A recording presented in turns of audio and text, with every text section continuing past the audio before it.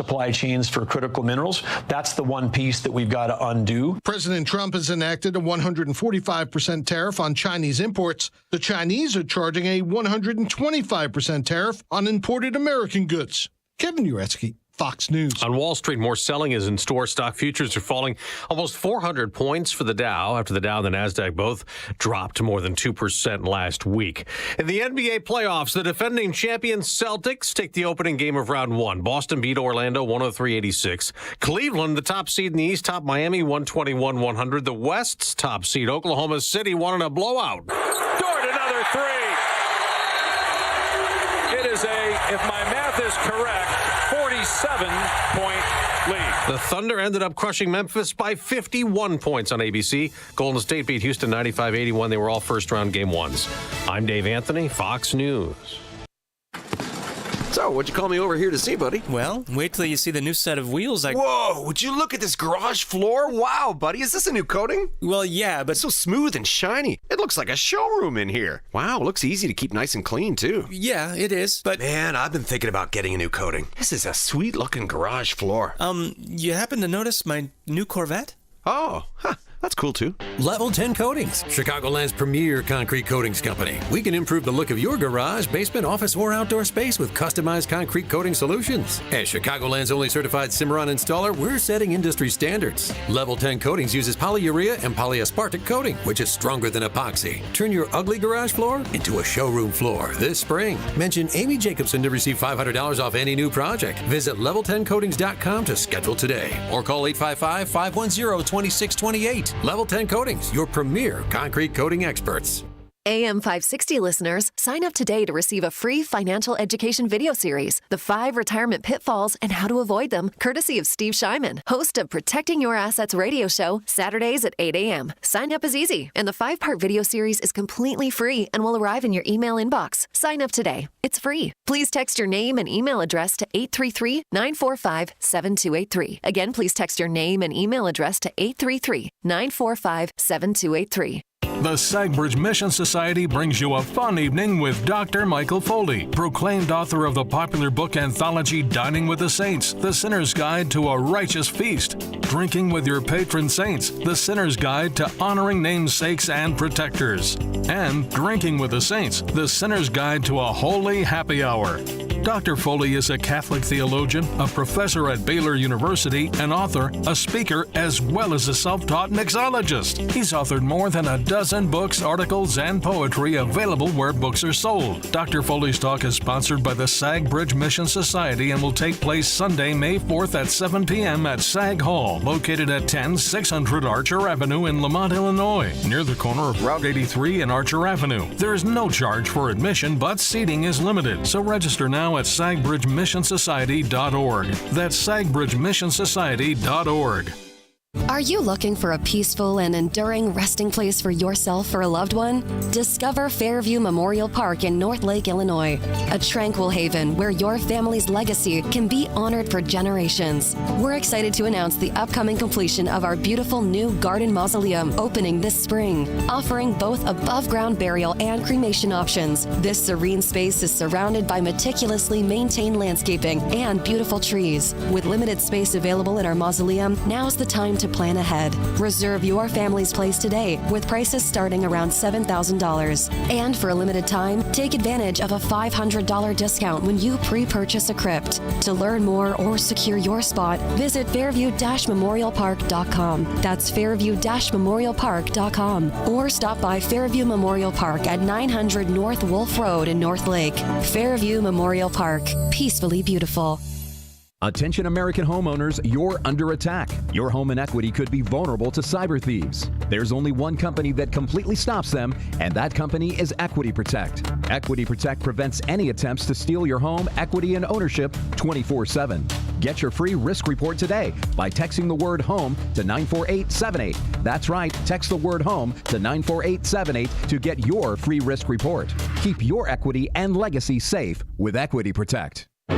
Join Republicans from around the state of Illinois for the second annual Red Gala on Friday, April 25th at the Renaissance in Schaumburg, sponsored by the Illinois Republican Party.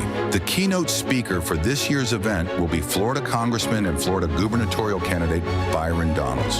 Don't miss this special evening with Congressman Byron Donalds. Get your tickets for the Red Gala today at illinois.gop. That's illinois.gop.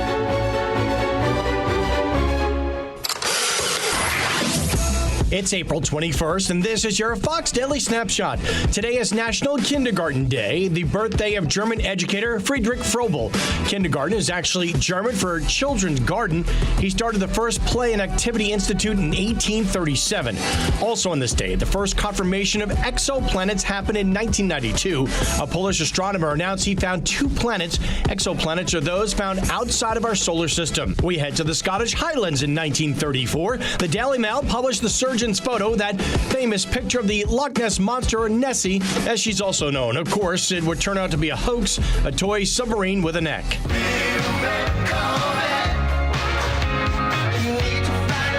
Prince died in 2016, or the artist formerly known as Prince. He did it all. Singer, songwriter, producer, actor, and let's not forget, he could play 27 instruments. I'm CJ Papa. That's your Fox Daily Snapshot.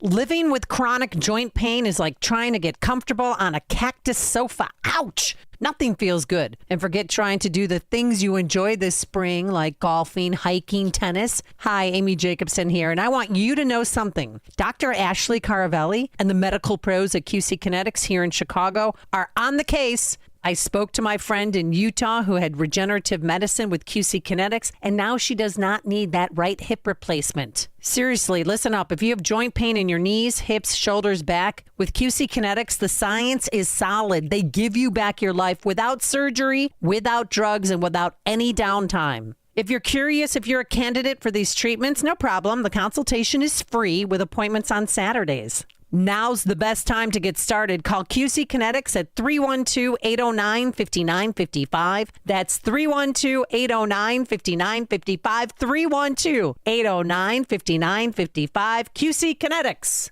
This Mother's Day, give Mom something that shines as bright as she does. Hi, it's Mike Gallagher. Roland's Jewelers is the perfect place for a gift to make Mother's Day unforgettable. Roland's has such a beautiful selection of jewelry, and I'm a longtime customer of Roland's. I love this place, and I want you to make Mom feel truly special with a stunning Simon G necklace, a Roberto coin bracelet to match her style, or sparkling diamond stud earrings. I love that Roland's is family-owned, and I appreciate their expertly trained sales specialist. Roland's will help you find that perfect gift because Mom deserves jewelry she'll cherish forever. Visit Roland's Jewelers, downtown Libertyville, or RolandsJewelers.com. That's ROLLANDS, RolandsJewelers.com. Roland's Jewelers, a family-owned jeweler you can trust this Mother's Day, like I do. RolandsJewelers.com, or call them 847-918-7300, 847-918-7300, Roland's Jewelers. Did you know that AM 560 Radio has a full-service digital marketing division called Salem Surround? If you're a business decision maker, listen up. AM 560 listeners are everywhere your potential audience is. So are our incredible targeting capabilities. We localize digital marketing and put it within reach of every business, small and large, in Chicagoland and beyond. Salem Surround offers AI-powered marketing solutions that reach your ideal audience. Whether or not you tap into the proven live, local, and emotional connection that AM 560 Radio brings, Salem Surround offers a total marketing solution to our partners. All-in-one digital solutions that provide targeted local digital and social media ads, Google AdWords management, website services, video strategy, search optimization, and even a management dashboard to offer you total campaign updates and transparency. Your Salem Surround representative is located right here in Chicago. Experience the Salem Surround digital revolution today. Call 847-472-8951. That's 847-472-8951. Bad decisions limit future options. Make enough bad decisions and you'll destroy your life. Listen to The Flatline with Rick Hughes this Sunday morning at 7. The Flatline describes a main line of resistance in your soul built on God's Word. Listen this Sunday for inspiration, motivation, education, all without manipulation. That's The Flatline with Rick Hughes this Sunday morning at 7 on AM 560. The Answer. Hey, Hey, heard you're getting ready to move. We just listed our house on the market. Just make sure you have the right attorney. Doesn't the real estate agent take care of all that? They stay involved, but you want to make sure you have a great lawyer that's negotiating the terms, helping resolve inspection items, clearing up title issues, preparing the deed and other documents, and attending the closing. The attorneys at Nauman & Associates in Elk Grove Village have decades of experience handling real estate transactions every day all over Chicagoland. NALawGroup.com. Are you looking for a peaceful and enduring resting place for yourself or a loved one? Discover Fairview Memorial Park in North Lake, Illinois, a tranquil haven where your family's legacy can be honored for generations. We're excited to announce the upcoming completion of our beautiful new garden mausoleum opening this spring, offering both above-ground burial and cremation options. This serene space is surrounded by meticulously maintained landscaping and beautiful trees. With limited space available in our mausoleum, now's the time to plan ahead. Reserve your family's place today with prices starting around $7,000. And for a limited time, take advantage of a $500 discount when you pre-purchase a crypt. To learn more or secure your spot, visit fairview-memorialpark.com. That's fairview-memorialpark.com. Or stop by Fairview Memorial Park at 900 North Wolf Road in North Lake. Fairview Memorial Park. Peacefully beautiful. Now, don't get suckered into the same old free phone game by Big Wireless that comes with a lot of fine print, plus. Oh, in other words, you pay more. At the end of the day, you paid for that, quote, free phone 3 times over. There is a better way. Pure Talk, my cell phone provider, a veteran-owned company, my sponsor, my wireless company, has a much better offer. A free phone with a qualifying plan for just $35 a month, and you get a brand new Samsung Galaxy A26. Just make the switch to Pure Talk for $35 a month. You get unlimited talk, unlimited text, 15 gigs of data with mobile hotspot and roaming, all on America's most dependable 5G network. Just dial pound 250, say the keyword Pure Talk, and Pure Talk's U.S. customer service team will help you make the switch in as little as 10 minutes. Again, just dial pound 250, say the keyword Pure Talk for your free Samsung Galaxy with qualifying plan when you make the switch to Pure Talk. Wireless by Americans for Americans. A great smile can make you feel happy and confident. So when you consciously conserve your teeth, that glowing smile will show through. At Best Dental Group, doctors Economos, Gay Vallis, and their staff are ready to help you create that perfect look or maintain the one you have now. Along with general dentistry, Best Dental Group is a multidiscipline practice with an orthodontist, periodontist, and prosthetic specialists on site. They use the newest breakthroughs in dental technology such as titanium implants, Invisalign clear braces, and laser treatments. Don't let fear get in the way. They can recommend sedation to make your experience as comfortable as possible. Best Dental Group is located in historic downtown Bartlett and is a multilingual office. Call 630-830-4930, 630-830-4930, or visit bestdental.org.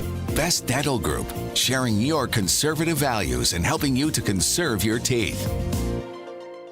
Can you afford not to have effective video surveillance? Is your outdoor inventory at risk? Theft and vandalism can hit your bottom line hard. Stop these events before they happen. Monitor your business 24/7 with alarm detection systems. We prevent crime with live operators watching video alerts, ensuring your assets and employees are secure. It's not worth the liability when you can effectively protect what matters most. Call ADS at 1-630-844-6322 or visit adsalarm.com for a free demo. Alarm license number 127000143. Spending too much on security guards to patrol your property? With rising crime rates, guards may not be enough. And the cost, it's adding up fast. At Alarm Detection Systems, we offer a more innovative solution. Live video monitoring. Cameras provide extra coverage in even the hardest to reach areas. Unlike guards, they never get intimidated. Our operators watch video alerts in real time, cut costs, increase coverage, and stay secure. Call ADS at 1-630-844-6322 or visit adsalarm.com for a free demo. Alarm license number 127000143.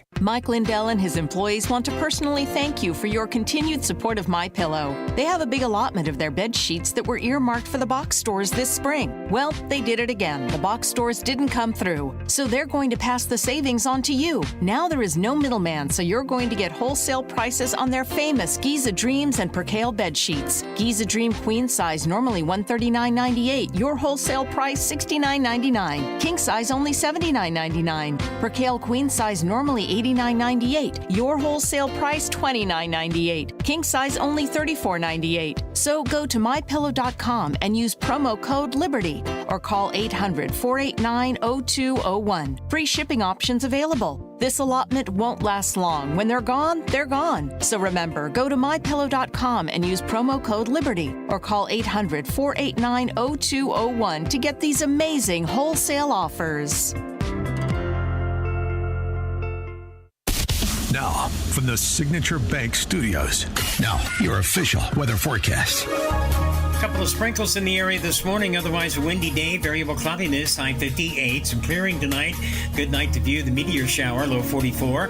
Clouds and warmer, thunderstorm for late afternoon tomorrow, and the high at 70. I'm Steve Williams on AM 560, The Answer. Get the latest weather, traffic, and news updates online at 560theanswer.com. Portions of the following show may be pre-recorded.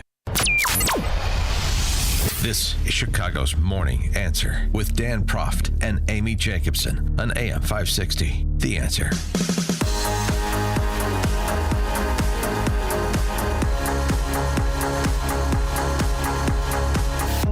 Top of the morning, Dan and Amy. So the Trump administration is doing to Chicago and Illinois what it's doing to China, isolating it from the rest of the civilized world.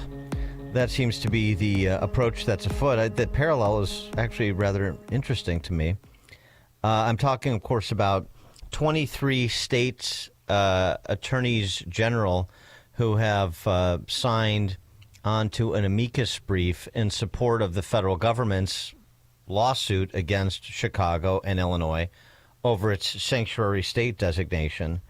Every state is a border state, writes Ohio Solicitor General T. Elliott Gazer in a letter signed by 22 of his colleagues, including attorneys general from Indiana, Missouri, and Iowa. Those are border states, bordering the open borders, Illinois, that is. Rogue states and cities cannot now thwart the nation's political will on illegal immigration, twice expressed via Congress's laws and the president's policies.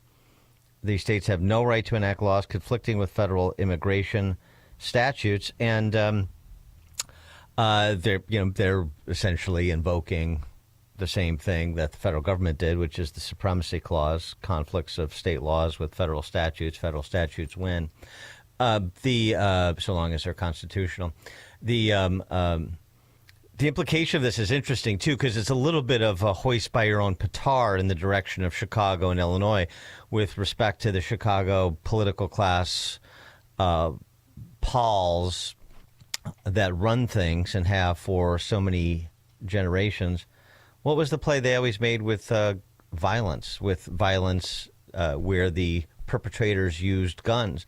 We've got these lax gun laws in Indiana where they allow law-abiding citizens to own and carry guns, and that is negatively impacting the public safety here in Chicago. So they blamed Indiana for the problems they inflicted upon themselves. Well, okay, if you want to play that game of terrible public policy in one state that unleashes the criminal element, has implications in other states because, the borders are imaginary, at least to the criminal set.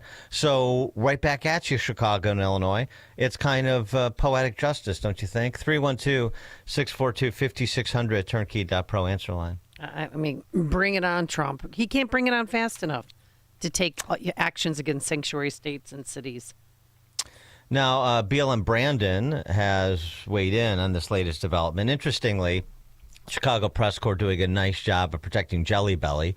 These 23 state attorneys general have signed on to a lawsuit initiated by the federal government against the city and the state of Illinois, because it's the city and the state of Illinois that are sanctuary jurisdictions. Brandon Johnson, easy target. He's made himself so. Jelly Belly gets pass again that he is undeserving of. And so I just want to make notice of that before we get to Brandon Johnson's latest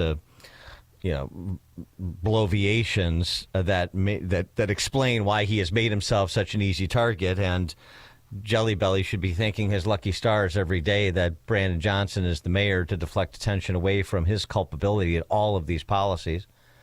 But as you have heard from BLM Brandon before, in Chicago, we don't negotiate with terrorists. Trying to force your will to break the spirit of working people in order to have a conversation, that's terrorism. We're not going to negotiate with terrorists. Yeah, he's so tough.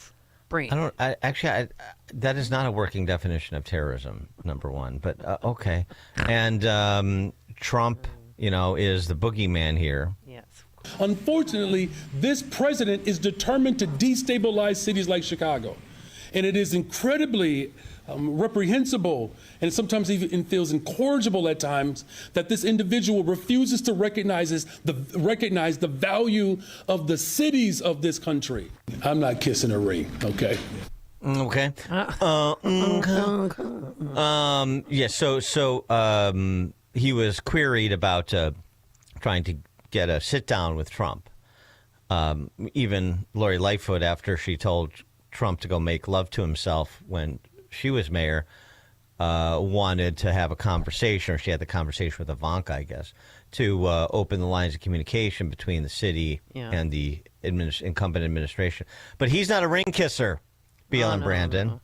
He has invited Trump to come to Chicago and meet with him, but he'll be damned if he's going to negotiate with terrorists, if he is going to dance to the tune that is emanating from D.C. Not gonna that. 312-642-5600 is that turnkey.pro answer line. You can also text us on that very same line. Well, and the problem, of course, as you know, as BLM Brandon articulated, if you indulge the behavior of terrorists, you get more of it. Trying to hold people hostage and manipulating them to succumb to his will, and then hold up our tax dollars, that is how terrorists behave. First of all, it's succumb, not succumb to your will. But I digress. Holding up our tax dollars is how terrorists behave. Okay. That's the argument label that's being advanced. Mm-hmm. We went from deplorables to terrorists to mini Hitlers, and okay, thanks. And that's his cover story. The whole non sequitur here is really interesting. I want you to enforce, or not even enforce, I want you to cooperate with the enforcement of federal immigration law in the interests of the public safety of your community. The evidence overwhelming that it is part of why public safety has deteriorated in places like Chicago and Illinois. And that is trying to hold up working people of something. I can't follow the logic here. But I know in Chicago and Illinois, all you have to do is reprise these sentence fragments. Working people, terrorists, where our Chicago values. You just throw out these strings of sentence fragments, and that suffices for an answer or a public policy position. But even the black community, Dan, is sick of them putting immigrants first and illegals first ahead of them. And he's that tone deaf? Some. Yeah, some. I mean, they made some noise during the presidential election. Well, right, but that's true. But you also have, this is in part it's a race thing, but mostly it's a left-right thing. Okay. And so, for example, this is what the left is advancing. This is something you're probably going to hear BLM Brandon and Jelly Belly repeat, because this is one of the lines that they've came up with. again, combining some sentence fragments. At the national level, in reaction to this Abrego Garcia imbroglio, which we'll get to for the latest, but Simone Sanders, a veteran of Comrade Bernie's campaigns, now MSNBC professional prevaricator. She's the weekend girl now. Yeah, take a listen. But to me, that is why Kilmar Abrego Garcia's specific case, the case of the gentleman who's a makeup artist out of California who was also sent to that prison, that is why the 75% of the folks who have been sent, the men who have been sent there that don't have criminal records, that is why this is so important. Because if they could do it to them, if they could snatch students off the street without any pushback or recourse, they will do it to any of us. And to be very clear, it's going to be the people of color and vulnerable communities that are next in line. I think that's right, and that's certainly part of why the African American community is so strongly behind the supporting. African Americans are next. Black people are next. He's going to deport black people. That's what I Right, heard black American citizens will be deported next if you don't support sanctuary cities, if you don't support MS-13 gangbangers calling their shots in this country. It's a little bit more complicated in the Abrego Garcia case, but regardless, you just move the target. You just move the target to a comfortable place. Again, sentence fragments. If they can enforce the law against people who are criminals, then they can enforce the law against people who aren't. There's no logic there. There doesn't have to be. Craig in Mount Greenwood. Hey, good morning, Dan and Amy. Thank you for taking my call, too, because, boy, this subject, you started off mentioning how Chris likes to point fingers and criticize Indiana because they have open carry there. Yeah, well, they got a lot less crime and all that because law-abiding citizens basically arm themselves with that. But the biggest thing is hypocrisy from that guy is overwhelming. He's it's like a sanctuary for the criminals, of course. People with any kind of risk murderers, thing where everybody's running there for abortions because he loves the killing their babies, the abortion, and all that. But for law-abiding citizens, and I'm a senior citizen, law-abiding, the rules and regulations, everything, he just keeps going and going with the gun stuff, where we depend not only self-protection, but he can create these situations where we're constantly breaking the law, like what we own or means to be, or it's just every kind of twist and turn with the guns and everything to disarm law-abiding Americans. Yeah. Thanks for the call, Craig. Yeah, no, I get it. Something else too, boy. If I was now that we're down this path, Indiana guns. Oh, Lori Lightfoot said that all the time, every press conference. It was Indiana's fault. Straw purchases. So does that phony priest, Flager. He says it all the time. It's his press conference every other month with the same rap. Okay, well, sanctuary city. Mm-hmm. Hey, how about this? Safety Act. Let's talk about public policies that demonstrably negatively impacted public safety in Chicago and Illinois. Let's put together lists of victims. Let's just work the logic. But that would require engagement that seems beyond the ken of most in Chicagoland, I'm sorry to say. Coming up at 5:38, speaking of beyond the ken of the logic in Chicagoland, the Illinois High School Sports Association, IHSA, has weighed in on the conflict between Jelly Belly and the White House when it comes to boys and girls sports. We'll tell you where they fell at 5:38. But first, let's head into that newsroom in case you're just waking up. Pope Francis died at home at the age of 88. Here's John Cruz with more on that. Good morning, Good morning. It's 60 degrees in Chicago and AM 560 The Answer. I'm John Cruz in for Nikki Whaley in the Blindster.com newsroom. Pope Francis has died. Francis led the world's Catholics since 2013 when he was elected to replace Pope Benedict XVI, who resigned. The Vatican announcing the passing of the Pope early this morning. Bells across Rome tolling shortly after. Pope Francis last seen Easter Sunday driving through St. Peter's Square. Francis had been battling a respiratory illness for several weeks. The Pope was 88. Defense Secretary Pete Hegseth under fire, this time for sharing a second Signal chat with family members over the weekend. The first Signal chat including a journalist. Well, the details of this one included the flight schedules of jets involved in a military attack on Houthis in Yemen. And a 16-year-old boy is dead after a shooting early Easter morning in the Inglewood area. Witnesses waved down police on patrol to that area where they found the victim with multiple gunshot wounds. He was pronounced dead at a hospital. Several neighbors heard 8 to 10 rounds of gunfire. Chicago PD have no arrest in this case. This report sponsored by Blindster.com. Blindster.com sells custom blinds, shades, and shutters at low prices. Now, their blinds are handcrafted to fit your windows, and if they don't for any reason, they'll remake them for free. Your satisfaction always guaranteed at Blindster.com. A check of your roads coming up in 2 minutes on AM 560 The Answer. Make sure that you never miss a day of Dan Proft and Amy Jacobson when you subscribe to the Chicago's Morning Answer podcast, presented by Signature Bank. Listen to the entire show each day on demand with limited commercial breaks. You can subscribe today for free at 560theanswer.com and click on podcasts or search for Chicago's Morning Answer on Apple Podcasts, Spotify, Google Podcasts, or wherever you listen to podcasts.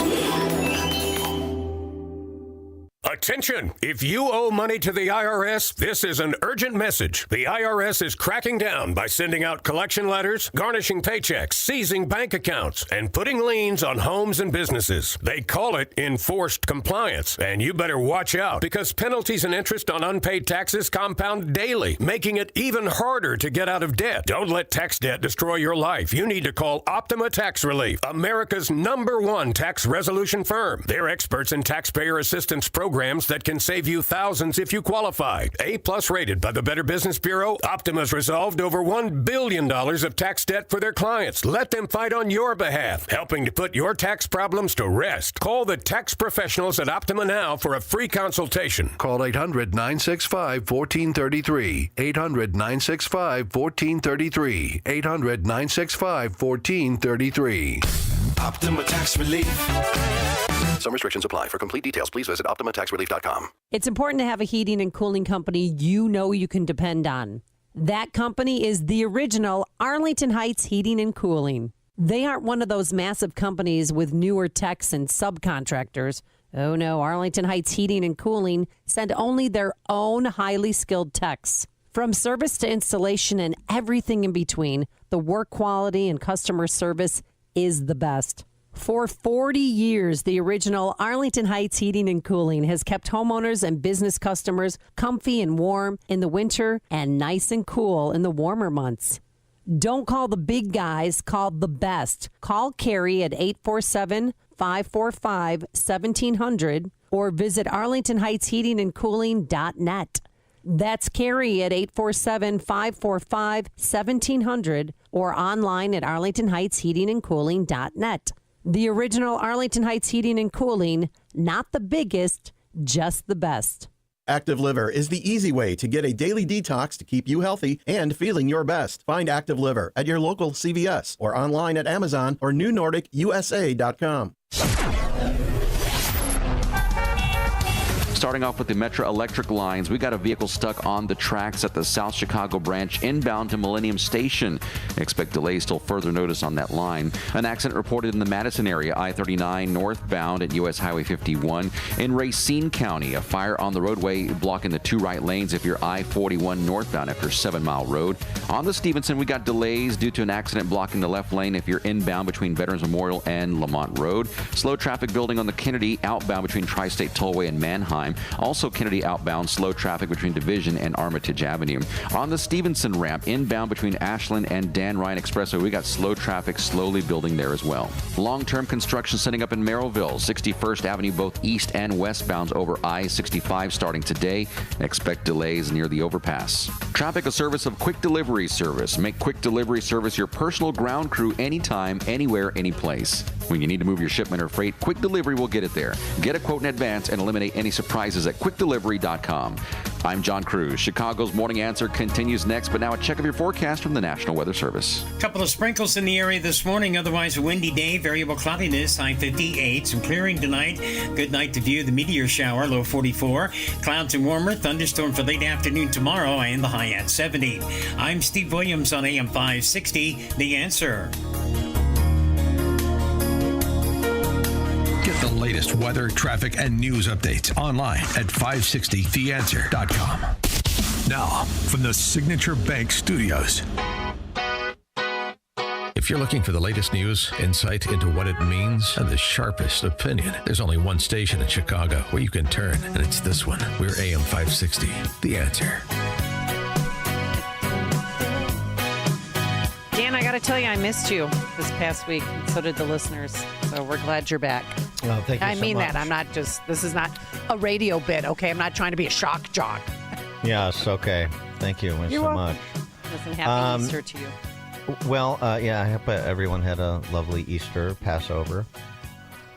The IHSA, you're familiar with it, Amy. Oh, yeah. Yeah, I work there. I mean, I'm sorry, wait, what? No, I don't know work there. Yes, I'm very familiar with IHSA. It's another institution, seemingly, that is impervious to learning. No lessons learned from COVID and how they disgrace themselves by throwing in with these COVIDian potentates like Pritzker. They were cowards right along with them. They have no backbone, that organization. 100%. The IHSA has announced a decision on boys playing girls' sports in Illinois. Yeah. Before we get to that, this is against the backdrop of the announcement by U.S. Attorney General, Pam Bondi is her name, that the administration would indeed go forward to see the governor there, Janet Mills, in court as she so desired. The famous exchange between the president and the governor there at a meeting of governors. We'll see you in court. Well, we're now at that stage. February 21st, 2025. President Trump has the governors at the White House. President Trump has the exchange with Janet Mills. He asked her about the issue. Her response, we'll see you in court. Well, we still didn't sue. HHS and the Department of Ed opened investigations in an attempt to get them to comply. They both found violations. And in March, Maine refused to comply.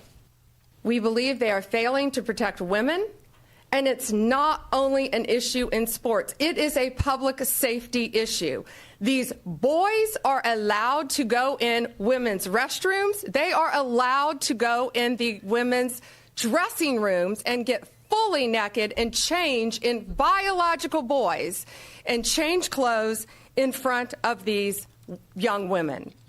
Maine's leadership has refused to comply at every turn, so now we have no other choice. We are taking them to court. For people who don't think Florida's in the South, please note Pam Bondi's pronunciation of the word naked as naked. I know. Like, I don't want to see anybody naked around here.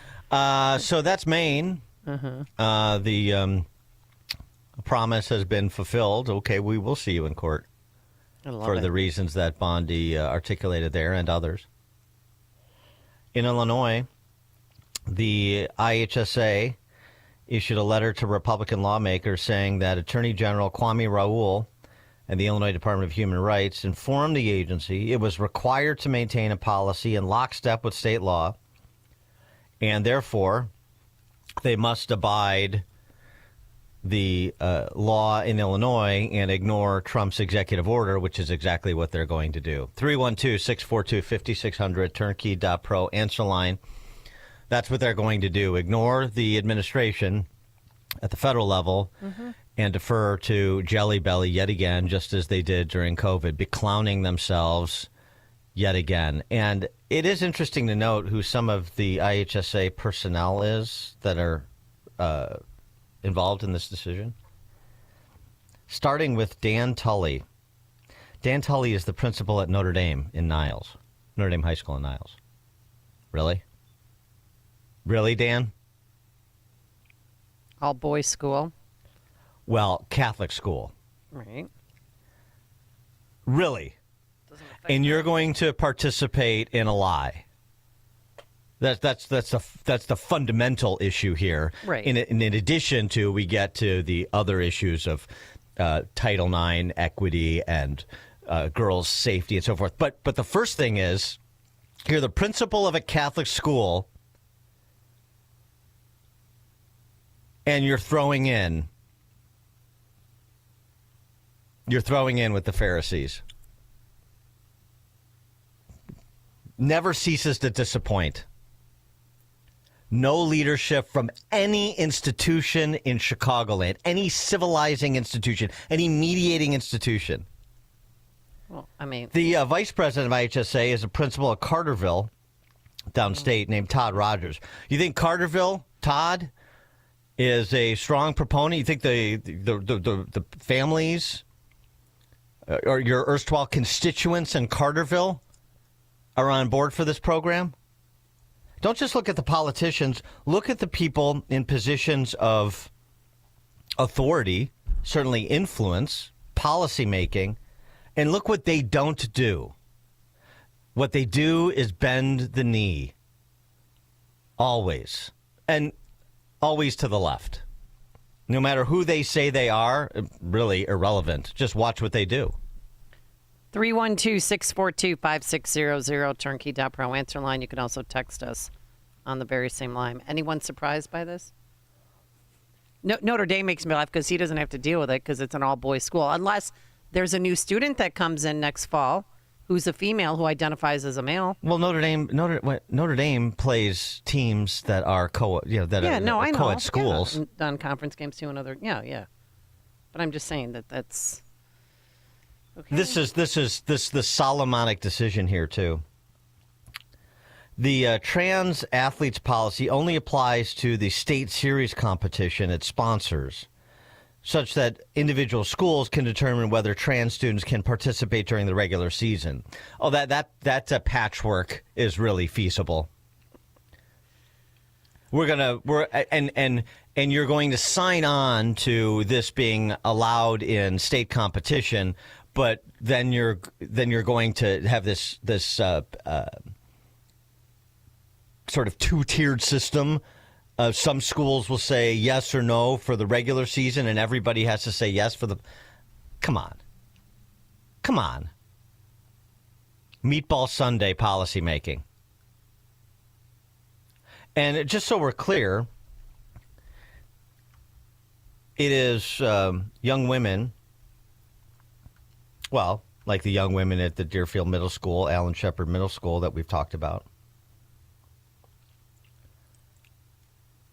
who are not being represented by the Illinois High School Sports Association. It is women similarly situated to California High School junior Celeste Diaz. Oh, this is... She's at Lucia Mar United, which is in San Luis Obispo. And she spoke to the school board in a way, as we've been talking about for years now, most of the parents aren't willing to do. But she did it. Hello, my name is Celeste Deist. I am 17 years old, a junior and track athlete at AGHS. Most importantly, I am a woman advocating for the renewal of female rights, which recently has been overlooked and disregarded. I implore all of you to help put an end to this current injustice. Recently, I went into the women's locker room to change for track practice, where I saw at the end of my row a biological male watching not only myself, but the other young women undress. This experience was beyond traumatizing. I must add, he is not changing in our locker room because he's in his track clothes, dressed and ready to go to practice at the beginning of the day. Therefore, there's absolutely no reason for him to be in any locker room, let alone the women's. Adults like yourself made me and my peers feel like our own comfort was invalid, even though our privacy was and still is being completely violated. The individual who identifies as female has XY chromosomes. Biologically, this makes him a male. Because females have XX chromosomes. This is basic biology. Okay, please wrap it up. Excuse me? I just want to ask, what about us? We cannot sit around and allow our rights to be given up to cater to an individual that is a man, who watches women undress and is stripping away female opportunity that once was fought for us. Sadly, we have to try and regain our rights again. I hope you put effort into the restoration of our school safety. Thank you for serving our community. Yeah. Wrap it up already, will you? Yeah. So sick. It's the attitude. Insensitive. Oh, today a woman's going to be running, or a man's going to be running in the women's category for the Boston Marathon, which will be kicking off soon here. Rhea, born Robert, longtime runner. He's medaled 338 times in the female category. I mean, every time he was on top of that podium, Dan, he took a spot away from a woman. And even to qualify for the Boston Marathon, he took a spot away from a woman. Jim in LaGrange, you're on Chicago's Morning Answer. Lesson here, Dan and Amy, is that the left never stops. They double down on everything. This is always going to be an issue, which is so unfortunate, until the right and other people that are weak are worn down. Now, Amy, you've been a coach in the IHSA system. I have as well. And, Amy, you can talk more about how much we have to go through to be vetted to be a coach, mandated reporter, background check, Virtus, keep going, right? Concussion training, those hours I mean, the amount of hoops that you have to jump through to become a coach. And as a coach, does a coach feel compelled to report this or not? So now we start getting into the nuance of this, but it is a very crazy world where they just keep pressing and keep going farther left and expect everyone else to comply and eventually wear down and agree with them. Thanks. Have a great day. Thanks, Jim. Yeah, well, what do you think Kwame Raoul and these other ghouls will do if you decide no trans students, it's not gonna happen. no boys playing girls sports during the regular season, and we'll deal with it when we have to deal with it in state tournaments? I mean, they'll come for you. Of course they will. There's no compromising here. No. You're either in or you're out. You're right. There's no gray area. But they're trying to make one. The fundamental question, we'll have special areas in this. No. It's never going to work. There's a fundamental question, and they, at least some of them, the pro-trans side of the argument, have the intellectual honesty to call the question, and frankly, the political confidence to call the question, because look how far they've gotten. And the question, as I have repeated so often on the show, is very simple. Do you believe a boy identifying as a girl is the same thing as a girl? They say yes. That's it. If you accept that premise, and if you try to compromise with that premise, then you're going to get these patchwork, nonsensical regulatory schemes. You're conceding the ground underneath you. Is a boy who identifies as a girl the same thing as a girl? Yes or no? That's it. Everybody has to answer that question. Except Supreme Court Justice Ketanji Brown Jackson. Vince in Crete, you're on Chicago's Morning Answer. Hey, good morning, Dan and Amy. I was a girls softball coach for 20 years, the last 10 of them at a high school level. And I used to run some open gyms in the morning. And with that, I'd work with girls mostly, but I'd also work with guys when they come in. If I didn't have any girls to work with, play catch with them, hit with them, even bump volleyball and do different things. Anybody who knows anything about sports knows that there is absolutely no reasonable factor that a girl or a guy is on the same level as a girl. My oldest daughter got a 4-year scholarship to play volleyball downtown Chicago, and if she had to compete against a boy, she would have never seen any of that money. She would have never gotten even on the court, and she started all 4 years. Yeah. Good. Thanks for the call, Vince. Mike Schomburg. Hi. I was just wondering, why doesn't anybody ask the governor the big question of why do we need to pay for boys basketball and girls basketball? If the boys and girls are the same, just eliminate the two teams, have one team, and if the girls can't make it, they can buy a ticket like everybody else. Right. Thanks for I'm right. That's right. Long advocated. I mean, all these identitarians. Why? Just right. Why is there any distinction? If there's no distinction, then why make one? Oh, just wait until a transgender joins the WNBA. It's coming. It's just the same way as when we talk about Hollywood is such an easy target. Why is there a best actor and best actress? Oh yeah. Why these artificial categories? Although the transgender was up for best actress. Yes, right. Yeah, of course that's coming. John and Piatone. Hi there. We need to tone down the testosterone a little bit at these woke idiots with this male stuff. And in the military, many moons ago, they used to stick saltpeter in the stuff. It's not a controlled substance, but it trims down the testosterone. Maybe these guys need to hand out the Kool-Aid at the woke agenda meetings so that even these school board guys, give them some of it. Let's see if it trims down some of the aggressiveness in pulling this baloney. Thanks for the call, John. Related story, just going back to Maine. This should be an interesting throwdown. Bill Belichick's 24-year-old girlfriend, Jordan Hudson. Wait, excuse me? Yeah. His daughter, granddaughter? No, girlfriend. Okay, I'm sorry. Go on. Girlfriend, Jordan Hudson. She is going to compete in the Miss Maine USA contest. Okay.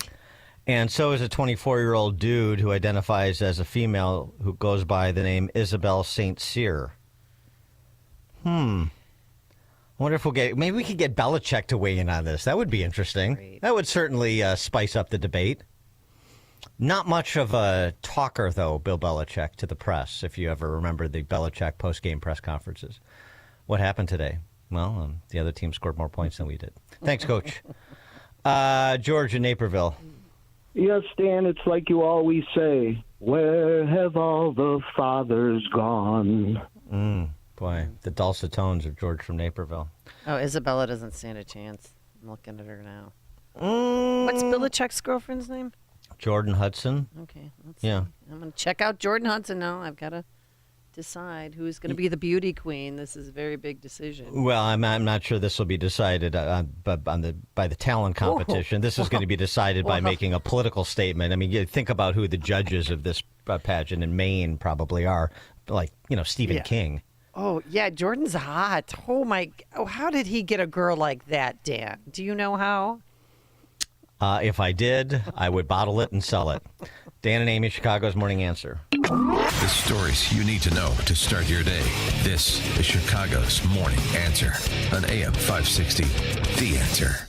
Sign up for the AM 560 Answer Advantage to get early alerts on event ticket sales, special discounts, and contest opportunities. Sign up today at 560theanswer.com/advantage. Catch Toddcast with Todd Starnes on the Salem Podcast Network. We have become addicted to all of this cheap crap coming from China. So now Donald Trump is finally saying, we've got to do something about it. We're not kicking the can down the road anymore. And this is what being a leader looks like. When you see what Donald Trump is doing right now in the country, this is leadership. Subscribe to the Todd Starnes Podcast today on Apple, Spotify, YouTube, Rumble, or at SalemPodcastNetwork.com. We all hear the radio ads about the IRS. They tell you to be afraid, to be scared, and they try to frighten you into calling. I'm not here to do that. Tax Relief Advocates is different. TRA is here to tell you that if you owe money to the IRS, whether it's $5,000, $50,000, or $500,000, we have a solution. It doesn't matter if you're sitting in your car, at work, or with your kids. No matter where you are, call now. 800-575-6745. Don't lose hope. TRA can eliminate or reduce what you owe to the IRS. There is zero risk to you. If we can't reduce your tax debt, then you pay nothing. Our passion is taxes and helping individuals fix their IRS problems. We have a 5-star rating on Google and Yelp and an A+ with the Better Business Bureau. You don't need to be afraid of the IRS any longer. End your tax nightmare today by visiting us online at TRA.com or call 800-575-6745. That's 800-575-6745. Tax Relief Advocates. Real solutions for real people.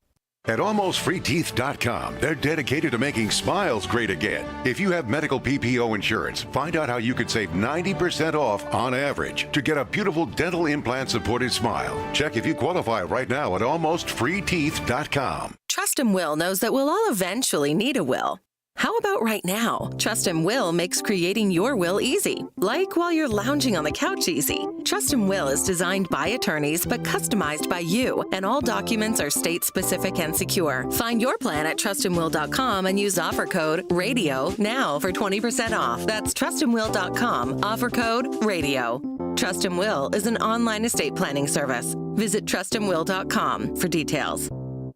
This is Joe Cordell of Cordell & Cordell. Cordell & Cordell is the largest family law firm in the country, with over 35 years of helping clients navigate divorce. That does give us certain advantages, for example, in focus and resources. But being big doesn't mean less personal or less local. Our attorneys live and work in your community, and as neighbors, they understand the challenges your families face. If you're a guy facing divorce, remember, Cordell & Cordell, a partner you can count on. 2815 Old Jacksonville, Springfield. CordellCordell.com.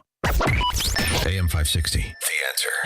I mean, what do you, if he's 72, she's 24, what do they talk about, Dan? The Miss Maine USA pageant. Okay. Oh, all right, coming Football. up. Yeah, yeah, I'm sure, yeah. Probably a football fan. Maybe. I've seen her. She's been on the field at North Carolina practices. Okay. You know, he coaches North Carolina. Well, that's now. right. Okay, well, good Maybe luck she'll to her. help with. Maybe she'll help with recruiting players from the portal. If you know what I mean. Coming up on Chicago's Morning Answer. At 6:06, I'm a little stunned that this is actually gaining steam.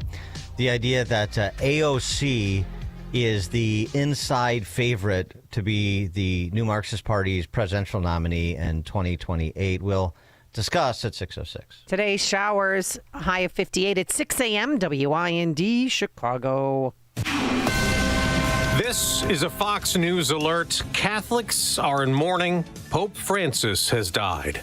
I'm Dave Anthony. That's the Vatican a short time ago, about 3 hours after we learned of the Pope's passing at the age of 88, as people now gather outside the Vatican to pay their respects. The Vatican released a statement this morning. It reads in part, at 7:35 this morning, the Bishop of Rome, Francis, returned to the house of the Father. His entire life was dedicated to the service of the Lord and his church.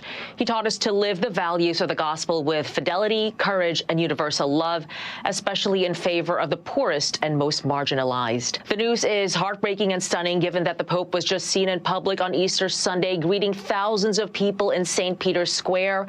It was his most high-profile event as he continued to recover from his almost fatal bout with double pneumonia. That's Fox's Madeline Rivera. World leaders are paying tribute to Pope Francis. The White House just posted on X, "Rest in peace." The Pope led the Roman Catholic Church since he was elected in 2013. Almost from that moment, he signaled changes were coming. The first pontiff from Latin America. The first Jesuit, the first to call himself Francis, would be just a few of the new beginnings. Always setting the example of his own philosophy that servants of the church should be humble and lead simpler lives, and turn down the palatial papal quarters in favor of a more modest residence at the Vatican. He also began speaking frankly about modern issues, famously saying, "Who am I to judge?" when asked about the sexual orientation of priests. That's Fox's Lauren Green. Father Gerald Murray, a priest at New York City's St. Joseph Church, tells Fox. Now the body will be prepared for the funeral. It's the funeral mass. The cardinals will decide. It'll probably be within 4 to 6 days. And then after that, there's going to be a period of approximately 10 days where the cardinals will meet together. And they'll ultimately decide who the next pope will be. America's listening to Fox News. Good morning, 55 degrees in Chicago and AM 560 The Answer. I'm John Cruz in the Valdecast newsroom. Mostly cloudy and breezy today. Will stay in the 50s. A 16-year-old boy is dead after a shooting early Sunday morning in Chicago's Inglewood district. It happened in the 7,000 block of South Green Street. Witnesses waved down police on patrol to that area where they found the victim with multiple gunshot wounds. He was pronounced dead at the University of Chicago Medical Center. Now, several neighbors said they heard 8 to 10 rounds of gunfire. Chicago PD have no arrests in this case. This brings the number of teens killed so far this year to 5.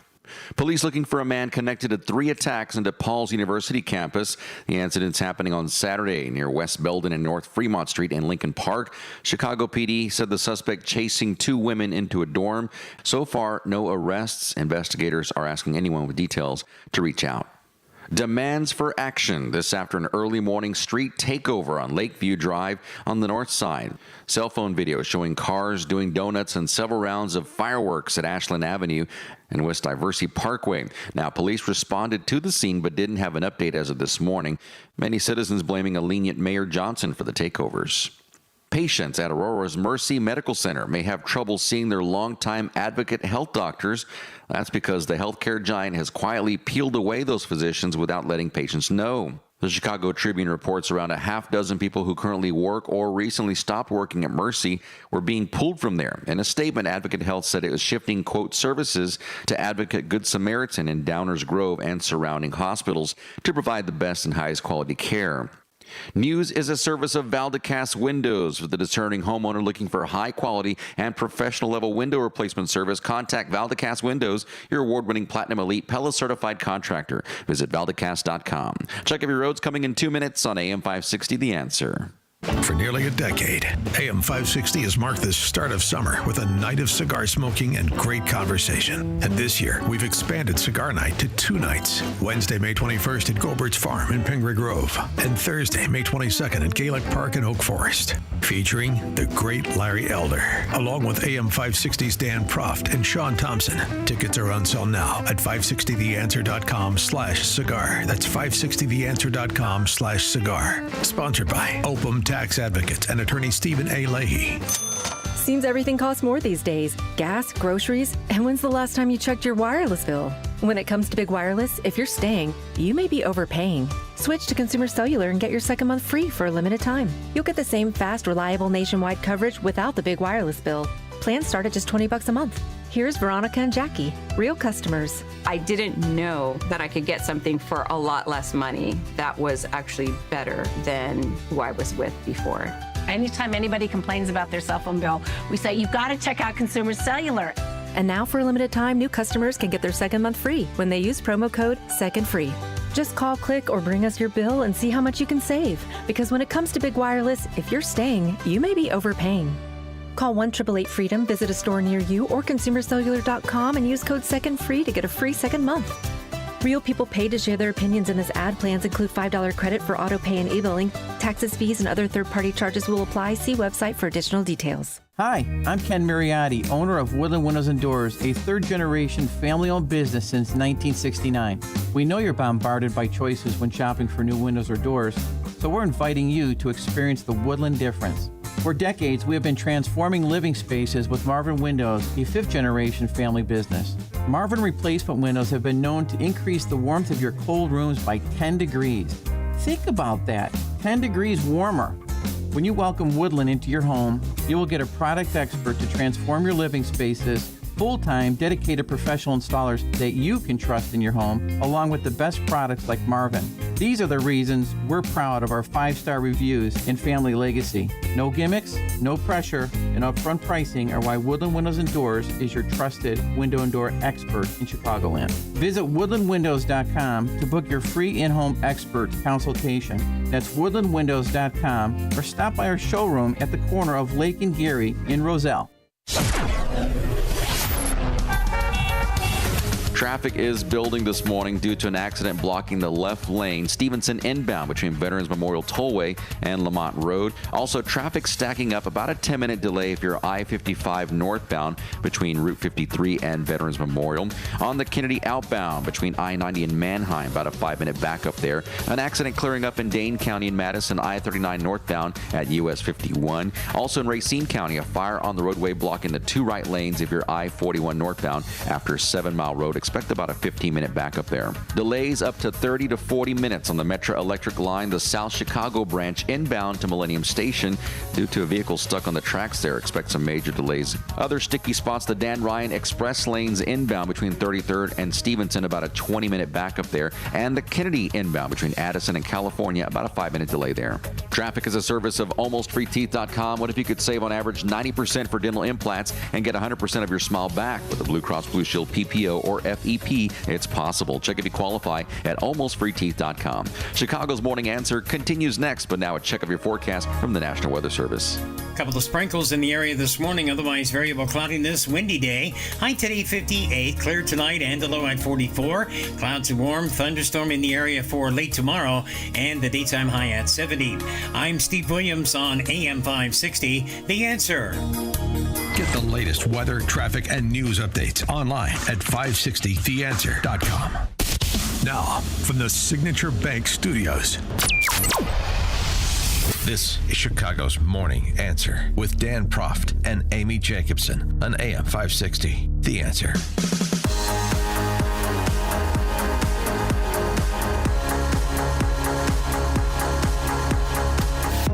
Top of the morning, Dan and Amy. Well, you heard that in the newscast at the top of the hour, Pope Francis has passed away at the age of 88, one day after Easter, and meeting with J.D. Vance. And his celebration of the resurrection. What? Right. J.D. Vance was the last person to see him alive. Is going to be argued. So we'll let the conspiracy theories abound now. No, they already are. Saying, what did J.D. Vance have to do with it? Yeah, right. He better have an alibi. Well, their last conversation, the Pope expressed to J.D. Vance, our vice president, that he did not like mass deportations and that he was against it, and that was a message he was going to send back to Washington. Yeah. Okay. Well, there's right. Very social. Knock me over with a feather. We are all familiar with Pope Francis's proclamations on a range of issues, some consistent with Catholic teaching, others other views inconsistent. I would argue, even though I believe in papal fallacy. Papal infallibility with respect to the catechism, not with respect to things like labor economics or climate science. So yes, the infallibility is limited. So I mean, of course, we mourn the passing of Pope Francis, but his net impact on the Catholic Church globally is certainly debatable. Net positive, net negative. But we'll get to that a bit later. I want to talk more mundane issues like domestic electoral politics, because I'm a bit surprised after the Kamala Harris experience that the approach from this leaderless new Marxist party is to give runway to a younger version, perhaps a dumber and younger version of Kamala Harris in AOC. I mean, I get the Bernie AOC tandem. I get that because, Bernie's a dyed-in-the-wool red, and he sees AOC as a young, dumb apparatchik that he can essentially mold, use, run. And so they're going around the country on this Stop Oligarchy tour. But people are like somewhat serious people like Nate Silver, the pollster, are suggesting that AOC is not only a real contender for POTUS, at least the nomination, in 2028, but that she is more likely than not, now this is very early, but that she is more likely than not to be the nominee of the new Marxist Party. I mean, please. Please run 312-642-5600, turnkey.pro answer line. You can also text us on the same line. I mean, I was looking forward to Tubbs and Crockett. Tubbs and Crockett. Tell Jelly people Belly what Tubbs and Crockett is, yes. Jelly Belly and Jasmine.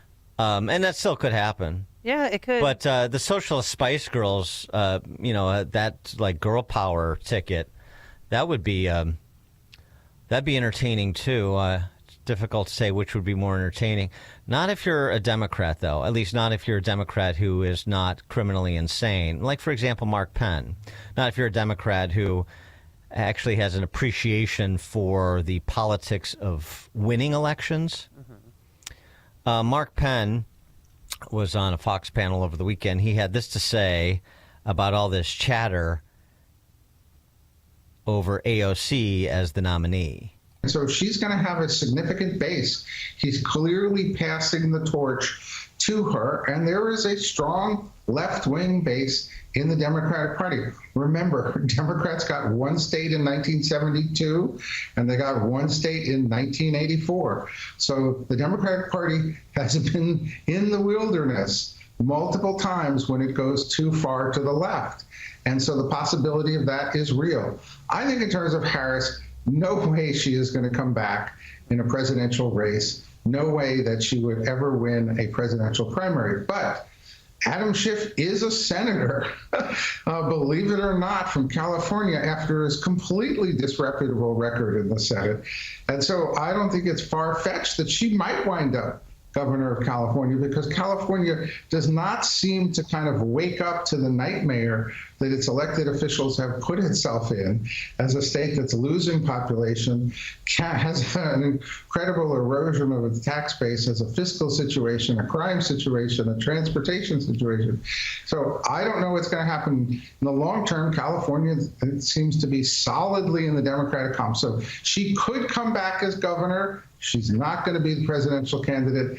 I don't think AOC is going to be the nominee of the party. If it is, I think it will be back to one state. Yes, McGovern, Mondale, AOC, the pantheon of Democrat nominees that have managed to secure a single state. That's the prospect Mike Pence sees with her potential nomination. But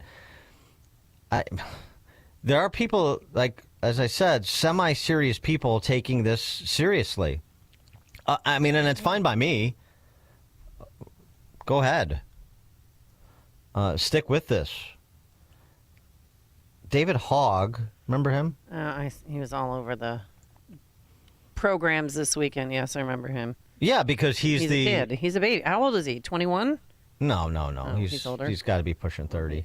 But regardless, he's the vice chairman of the DNC. Ouch. I mean, they couldn't do better than that. No. And a little mouthy there, a little disrespectful. And some people don't think they can do better than AOC for their presidential nominee, which is stunning. Really is. I mean, I can see how Kamala gets there on the coattails. She's a DEI hire, and then circumstances thrust her into the role as the nominee. And never got one vote. But for, right. So for people to actually measure and go with AOC, although I'll tell you what, Comrade Bernie was within a stone's throw of being the nominee in 2020. Oh, yeah. He had it all wrapped up, but the Bidens and Obama had other plans. David Hogg, these are, remember, the saviors of democracy. They style themselves, at least that way. David Hogg was on CBS. He didn't sound like he's a huge fan of quote-unquote democracy, their word for our representative republic. For them, because we go out there as Democrats all the time and say democracy is the most important thing. We have to defend democracy. We fail to acknowledge that this generation, democracy is what put us through school shooter drills and school shootings. It's what's put us through the climate crisis and so much more. What we have to do is prove that democracy matters by standing up to the special interests that are killing the American dream and making our young people lose faith, not only in our party, but the future of this country. That is why we're doing this. For you personally, is democracy gave us the climate crisis. Democracy gave us school shootings and school shooting drills. That's democracy's fault. It sounds like well, I mean, it sounds like what the new Marxists are. They're autocrats. They're thugs. I mean, well, I'll wrap myself in democracy while pursuing the expungement of dissent. I'll wrap myself in democracy while plundering my constituency. I mean, that's what Marxists do. I don't know if you've heard. Now, he elevated his game a little bit. I just thought that was really interesting. It's a real tell. He's pretty upset with democracy right now. And by the way, got a bit of a problem, does Hogg. At least he recognizes it, and the entire party does. Not just their approval rating, but the fact that, as that Vox analysis from a few weeks ago detailed, this really is a sea change. that their whole rock the vote rap doesn't work anymore. In point of fact, the more people vote, the better Trump and Republicans do. Now, that doesn't mean that will always be the way, or that'll even be the way in 26 or 28. But that was the analysis, that if more people had voted in 2024, Trump would have won by more. He recognizes the problem, but of course, like a dutiful Marxist, he misapplies the wrong remedy. He is also creating some stir within the professional ranks of the party because he wants to primary some of the seat warmers and replace them with real movement Marxists, the AOCs and the Summer Lees of the world. We have a 27% approval rating with our base. We can discuss strategy all we want, but if we don't take drastic action immediately, we won't have a party for much longer to be negotiating what our strategy is about it, because people feel like we are not fighting for them nearly enough. Thankfully, we do have people out there like Senator Van Hollen who are leading the charge, people like Chris Murphy, AOC, and others, but we do not have nearly enough of them. And what I'm advocating for right now is a two-pronged approach to help improve our party.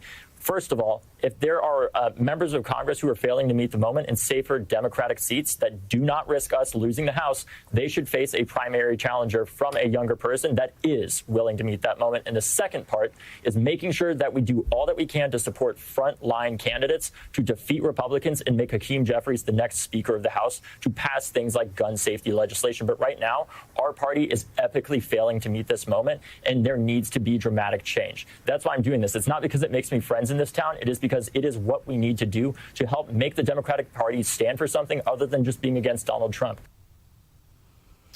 And just as a quick aside, just because it was such a moment. So that was Hogg on MSNBC. And then the host of whatever program that was is this woman named Chris Jansing. Listen to this after Hogg's riff there that you just heard. Tell you, David Hogg, ever since I've known about you since 2018, I've seen you as being fearless. I am not wrong. You are my hero. By the way, he's 25 years old. Yeah, okay, whatever. I mean, oh my God, you're my hero. Like, that's his new hero? Her new hero? The idea that that MSNBC is a news network? Come on. I didn't hear it. That's great. Kevin in Ogden Dunes. Oh, the Prime Minister, Ogden Dunes, Indiana. He's back. Keep it clean. You two know the role that Bernie Sanders plays when he goes, takes the show on the road and is with the Spice Girls, don't you? No. Give it to us. His role is Old Spice. Old Spice. Oh, very good. Yes. But I will tell you, Dan, it's all about the clicks. AOC became a farce in the Democratic Party because when they put her picture on any website, people would stay on the website drastically longer. They would look at the ad, and she became known as clickbait for the political set. And that is what's driven her popularity.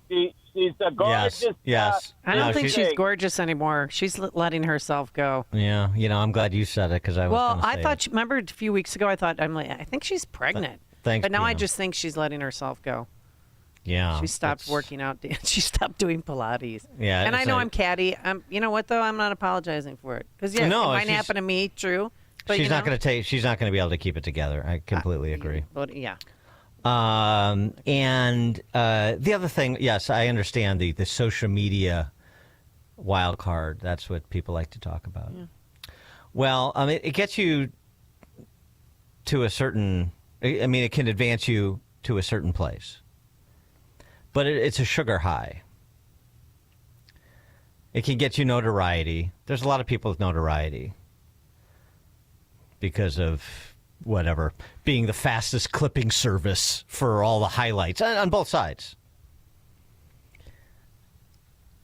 But I still don't think it gets you past these underlying structural infirmities, like the fact she's a moron. And she used to be a good-looking moron. I got this piece of. What? And while you were gone, by the way, Kamala Harris said the reason why she lost the election is because she didn't have time to campaign. Yeah. Sure. Spencer Neal over at the American Conservative. It's time to worry about AOC. Conservatives doubt Ocasio-Cortez at their own peril. I mean, anybody who is running or has a prospective chance, not to mention if she actually became the nominee, you take seriously, as seriously as you can, as seriously as you took Kamala Harris, which, how serious was that? Well, there are some people that were very worried early on. But the argument that he makes over at the American Conservative, it just doesn't. Yeah, I get that the center of gravity in that party is the new Marxist, but it's not the center of gravity in the country. You may be able to pile up some primary and caucus victories, maybe just on whatever quote unquote star power or the failure of that party to offer a attractive alternative. And you can win, the one state you could win. It could very well be Illinois. I don't know. But there are too many sensible people in the midst of this common sense counter-revolution across the country. As I say, I mean, she really is a less intelligent version of Kamala Harris. Now, she may be more committed, at least in her own mind, even though she has so little understanding. It's very surface. She may be more committed to the ideology than Kamala was, who's just a total cipher and star climber. I was going to use another word, but I thought climber would be more generous. But I mean, all of this talk seems to me like filler for a slow period on the news, on these cable news channels, and just attendant to the Stop Oligarchy tour to sort of give it more meaning than it otherwise deserves. Oh, the 50-51 protest this weekend. Oh, blah, blah, blah. No, organizers say 3 million people turned out, and I saw a bunch of old hippies at the mall, at Woodfield Mall in Schaumburg, I think it was, protest. So what? That's not a thing. That is not moving the needle at all. That smacks of death throes more than anything else, which is what Mark Penn is saying.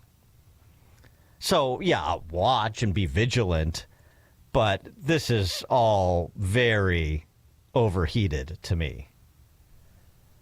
Though I'm hopeful. Yeah, go full socialist Spice Girl. Go ahead. Mark in Oak Lawn. Hey, Dan. Good morning. How are you? Morning. Hey, I just wanted to mention, he's been in the news lately. Cory Booker, getting up there with his filibusters and talking for 25 days. And he seems like he's trying to draw a lot of attention to himself. And he's sort of a privileged guy that has a pretty fancy background, but he portrays himself as a victim. And but he seems like he's arrogant enough to want to run for president. He already has. But well, yeah, I was going to say he already has, so you may want to take judicial notice. And tell me again, how did that go? Yeah, not too well. Right. Thanks for the call.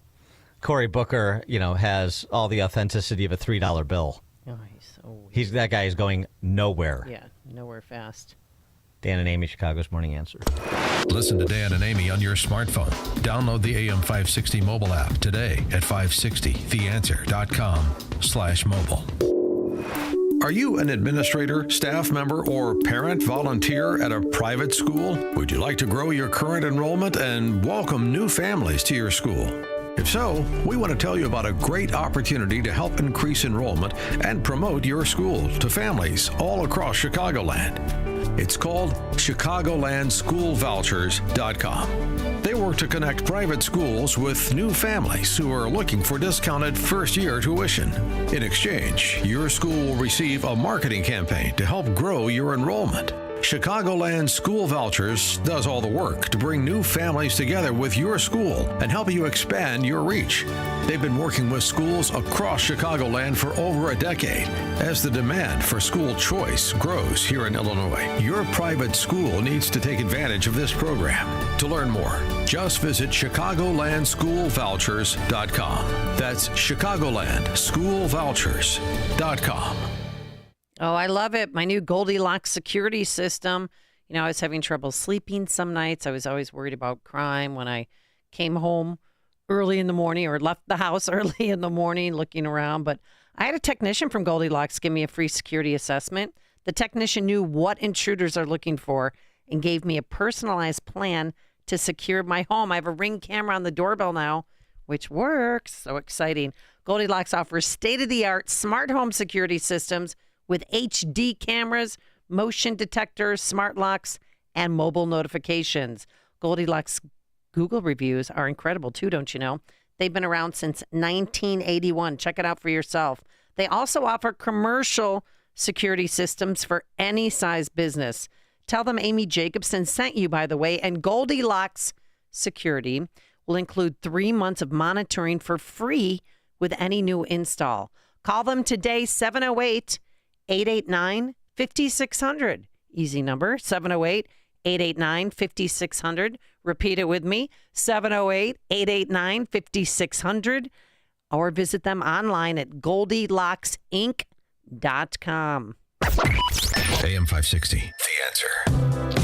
I did want to make sure we got to an important development in the sports world over the weekend. What's Some that? of you focusing on the Easter holiday, Passover as well, may have not noticed, but really important development, particularly in the golf world.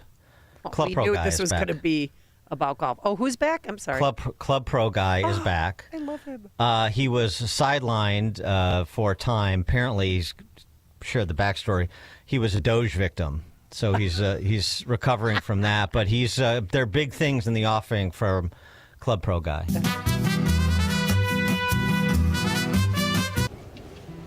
Hey everybody, Club Pro Guy here, coming to you from where else? The golf course. A lot of you have been wondering, CPG, where have you been? The answer is totally off the grid, in Honduras. After I got fired from my head pro job last fall, I miraculously landed a job with a little-known government agency called USAID.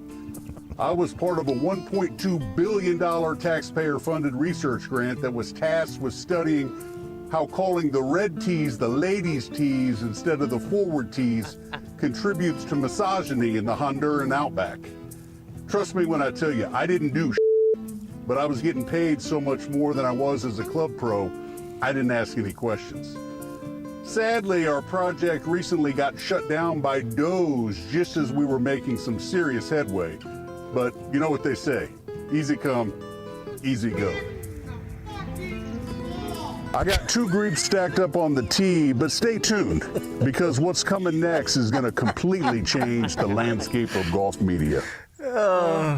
And so anyway, another benefit of Doge brought Club Pro Guy back, not in the way that he wanted. Obviously, he was making bank, that Honduran, that grant to study the forward tees in Honduras. Yeah, but they're not the Club Pro ladies' Guy's back, so that's good news. Okay. All right. Coming up on Chicago's Morning Answer. 6:36, we'll talk to retired Police Chief Tom Weitzel, formerly of the Village of Riverside, about what else? Law and order, including what we talked about beginning of today's show, the ganging up on Illinois over its sanctuary state jurisdiction, of being a state sanctuary state jurisdiction. That's at 6:36. But first, let's head back into the newsroom.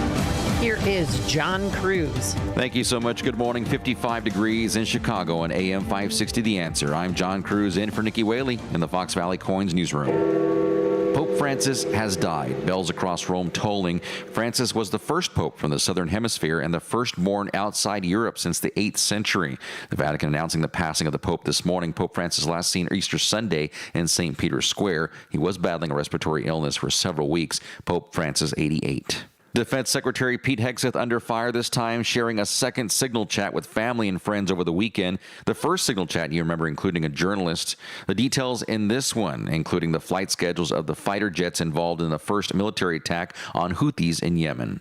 And 2 men are dead, a woman critically injured after a West Side crash early Sunday. Police say a 36-year-old man driving a sedan ran a red light at Central Avenue, hitting another car and a minivan. That 36-year-old driver taken to Mount Sinai, where he's pronounced dead. A 22-year-old man driving the other car, also dead. A 35-year-old female passenger in the first sedan taken to Stroger Hospital in critical condition. News a service of Fox Valley Coins, currently buying all gold and silver bars and coins, silver dollars, rare, date-proof, and mint sets. Visit foxvalleycoins.com. We're checking traffic in 2 minutes on AM 560 The Answer. Spring is in the air, and that means it's time to check the starting lineup. Leading off for AM 560 every morning at 5, it's Chicago's Morning Answer with Dan Proft and Amy Jacobson, followed at 9 by Mike Gallagher. Moving up in the lineup, it's Charlie Kirk, now heard at 11. Then at 2, it's 2 full hours of Hugh Hewitt, followed by Sean Thompson at 4, Seculo at 7, and rounding out the lineup, Larry Elder at 8. Top to bottom, the best lineup in Chicago radio is right here on AM 560.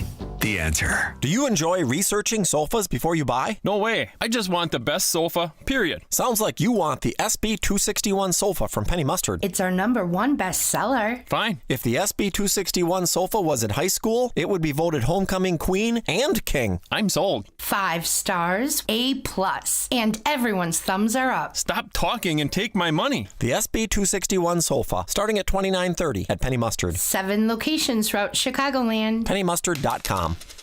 Chicagoland certified financial planning professional Tim Stearns discusses taxes in retirement. Most people are paying more in taxes and keeping less of their money to live and do what they enjoy. That's why we've put out the retirement tax bill calculator online. You can see with your own eyes just how much you might be overpaying. It's a valuable tool, $500 value, but we made it free for you to view and run your own numbers at MVPCFP.com. That's MVPCFP.com. To run your retirement tax bill calculator, go to MVPCFP.com. Investment advisory services offered through Cornerstone Securities, LLC. Virago is fending off viruses and making America healthy again. Hi, my name is Dr. Michael Huber. I'm one of the co-founders of Virago, the immune enhancement cocktail. Virago contains 23 natural ingredients that work synergistically to boost your immune system. Virago's natural ingredients also protect your heart, your brain, and your liver through its anti-inflammatory and antioxidant properties. Virago also promotes healthy gum health. So go to myvirago.com, that's MYVIROGO.com, and use promo code IMMUNE to get 30% off. And remember, Maha starts with Virago. Boost your immune system with Virago. Order your bottle today. Visit myvirago.com. That's myvirago.com. And use coupon code IMMUNE to save 30%. That's myvirago.com. Use coupon code IMMUNE to save 30%. Virago and Maha, making America healthy again. Patrick was way behind on his IRS taxes. I was in way over my head. The total amount ended up being somewhere just over $30,000. $30,000. Then the IRS came to collect. Started getting letter after letter. A lien had been filed against me. They were going to basically hang me completely out to dry. He had to do something. That's when I reached out to Optima Tax Relief. Patrick's life quickly got a lot easier. It was very easy, pretty much hands off. They picked up the ball and ran with it. And how'd it go? I couldn't believe it. I had to ask 2 or 3 times. I saved an incredible amount of money. How does Patrick feel about Optima? Couldn't be happier. They definitely helped me. Optima Tax Relief, the best place to call. They're the best in the business. Do what Patrick did and call Optima Tax Relief for a free consultation. Call 800-965-1433. 800-965-1433. 800-965-1433. Optima Tax Relief. Testimonial from an actual client. Some restrictions apply. For complete details, please visit OptimaTaxRelief.com. Stop feeling embarrassed about thinning hair and start looking and feeling your best with Hair Grow by New Nordic. Available online at Amazon, Walmart.com, and NewNordicUSA.com, or at your local CVS. No major incidents to report this morning, just some sticky spots, the usual stuff. Stop and go I-55 northbound between Weber and Joliet Road near I-355. On the Kennedy outbound between I-90 and Manheim, watch for slow traffic there. An accident in Via Park North Avenue at Ardmore Avenue. Also, it's congested Stevenson outbound between Michigan Avenue and the Dan Ryan Expressway. Speaking of the Dan Ryan, inbound express lanes between Garfield and Pershing, expect about a 5-minute delay there. On the Kennedy, it is stop and go outbound between 90 and Manheim. The Eisenhower inbound lanes between Manheim and 25th, slow traffic building there, and traffic starting to build on the Kennedy outbound between Diversey and Irving Park Road. Got some long-term construction starting today in Maywood, 19th Avenue, both north and southbound between Madison and Oak Street. Expect delays in those areas. This report sponsored by Lowe's, the new MyLowe's Pro Rewards program, making it easier than ever for members to save and get more. Join for free today. Lowe's, they help you save. Program subject to terms and conditions. Details at lowes.com/terms. Subject to change. Chicago's Morning Answer continues next, but now checking your forecast from the National Weather Service. Couple of sprinkles in the area this morning, otherwise a windy day, variable cloudiness, high 58. Some clearing tonight. Good night to view the meteor shower, low 44. Clouds and warmer, thunderstorm for late afternoon tomorrow, and the high at 70. I'm Steve Williams on AM 560, The Answer. Get the latest weather, traffic, and news updates online at 560theanswer.com. Now, from the Signature Bank Studios. Only the biggest stories, only the biggest guests, and only the biggest opinions. This is AM 560, The Answer. Top of the morning, Dan and Amy. I mentioned this at the beginning of the show as we were discussing the battle against Illinois launched by the Trump administration, being joined by nearly 24 state attorneys general who had filed amicus briefs in support of the federal government's lawsuit against the state of Illinois and the city of Chicago for being sanctuary jurisdictions, and attaching some economic consequences to that, in addition to the public safety consequences for the residents of Illinois and neighboring states. This just in, criminals don't necessarily abide corporate boundaries. And I was thinking about this, too. So now that more attention is being paid to Illinois and Chicago, we often say on this show, preventable crime, both foreign and domestic, both imported and indigenous.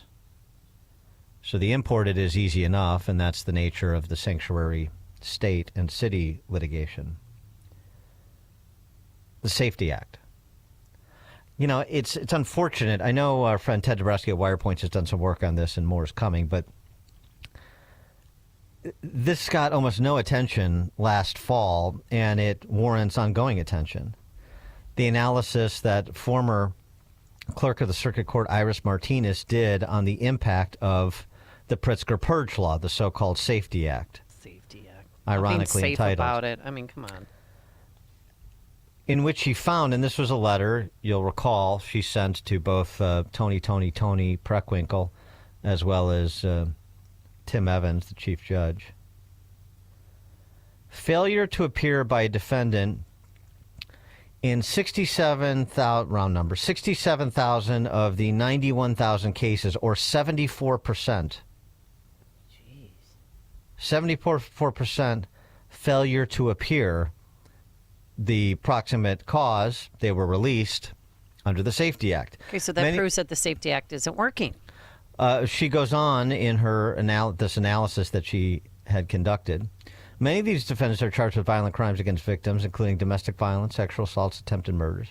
For example, there were more than 12,000 domestic violent cases in the period that was studied, 14% of the total number of cases. Due to the 110% spike in domestic-related murders in 2023, an independent and thorough review of domestic and gender-based violence in the criminal and civil court systems is imperative.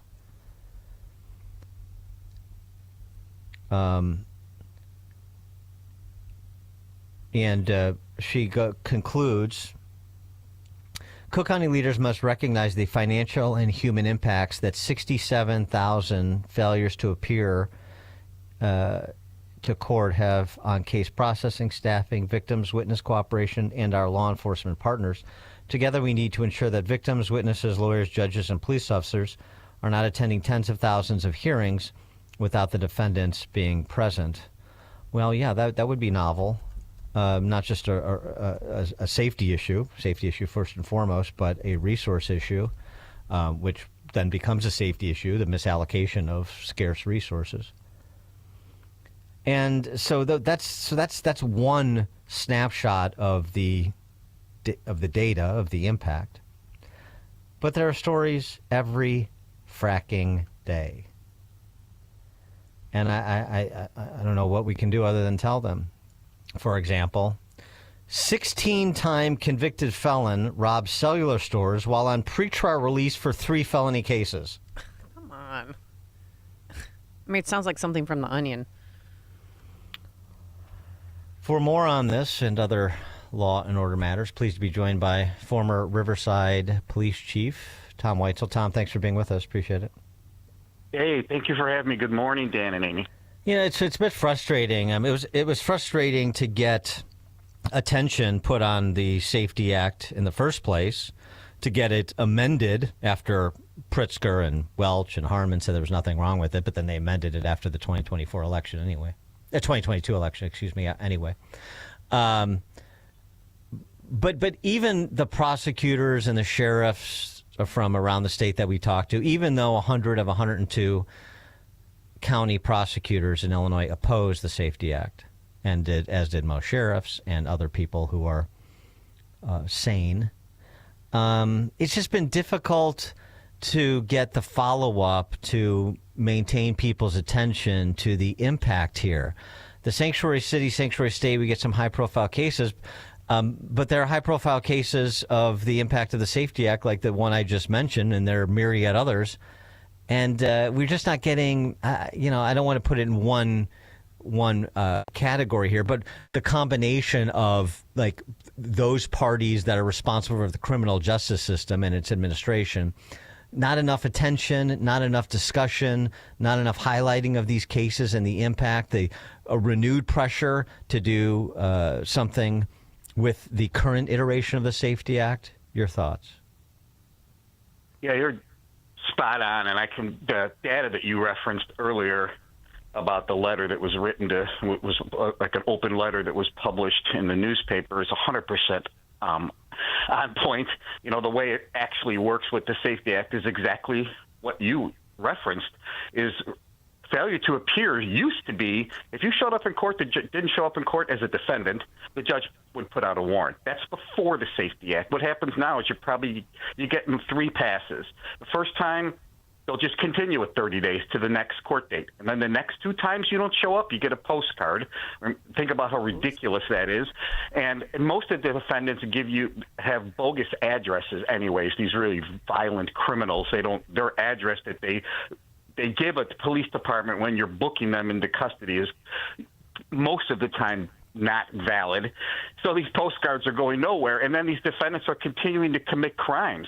And I can tell you that they're on either EM or pretrial release, and it's not getting any attention, and they're keep committing crime after crime and violating, having these violent crime happen, victim after victim. And I can tell you that's absolutely happening today. All for your listeners, all of my adult children are police officers in the Metro Chicago area, and I can tell you that's happening all the time. It's not getting any notoriety, but every single day they're arresting individuals that are out on pretrial release, EM, or have been, have just committing crime after crime after crime and being released.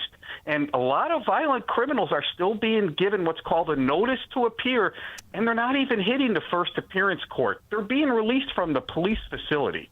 Well, and we're not tracking those numbers. Yeah. Just so you know, when they put out that data, they're not putting out data as to the thousands of individuals being released from the police station. Nobody's keeping track of that data. And again, just to put a fine point on it, this is not a Chicago issue. It's a statewide law. It's a statewide issue. I saw you posted about a missing Antioch woman in relation to the Safety Act.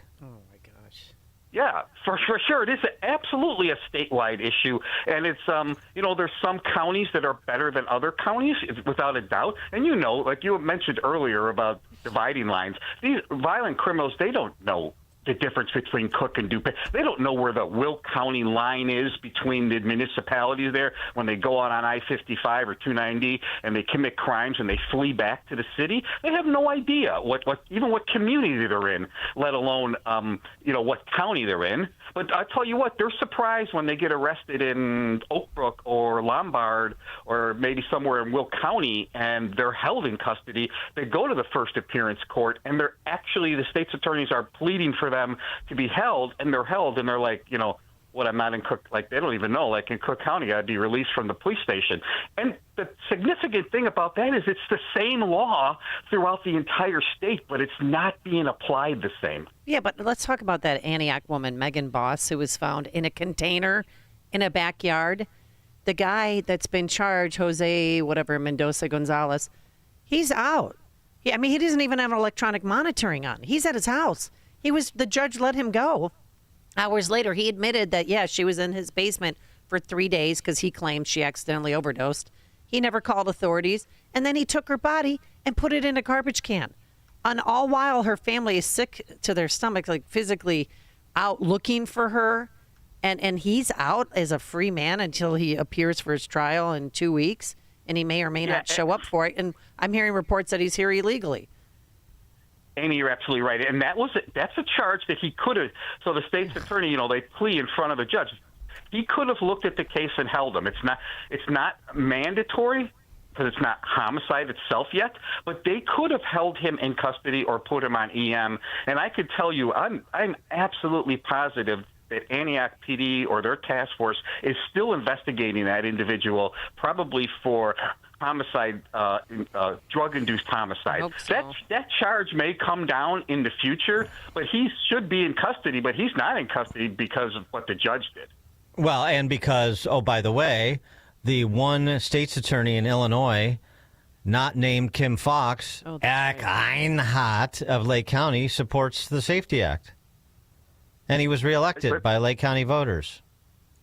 Exactly, and if you look up his campaign, Kim Foxx was one of the first to support him in his run for office. So, birds of a feather. without a doubt. So I don't know. I'm personally thinking that maybe the public, the tides are turning where they're getting sick and tired of parts of the Safety Act. The actual public, our elected officials are not. They're not. But I guess the public needs to get sick of the elected officials who are not getting sick of the Safety Act. Some dots need to be connected, apparently. I wanted to get your take on something else, too. BLM Brandon is perhaps under political pressure having a change of heart on ShotSpotter. The report is that he's reconsidering re-implementing. Good.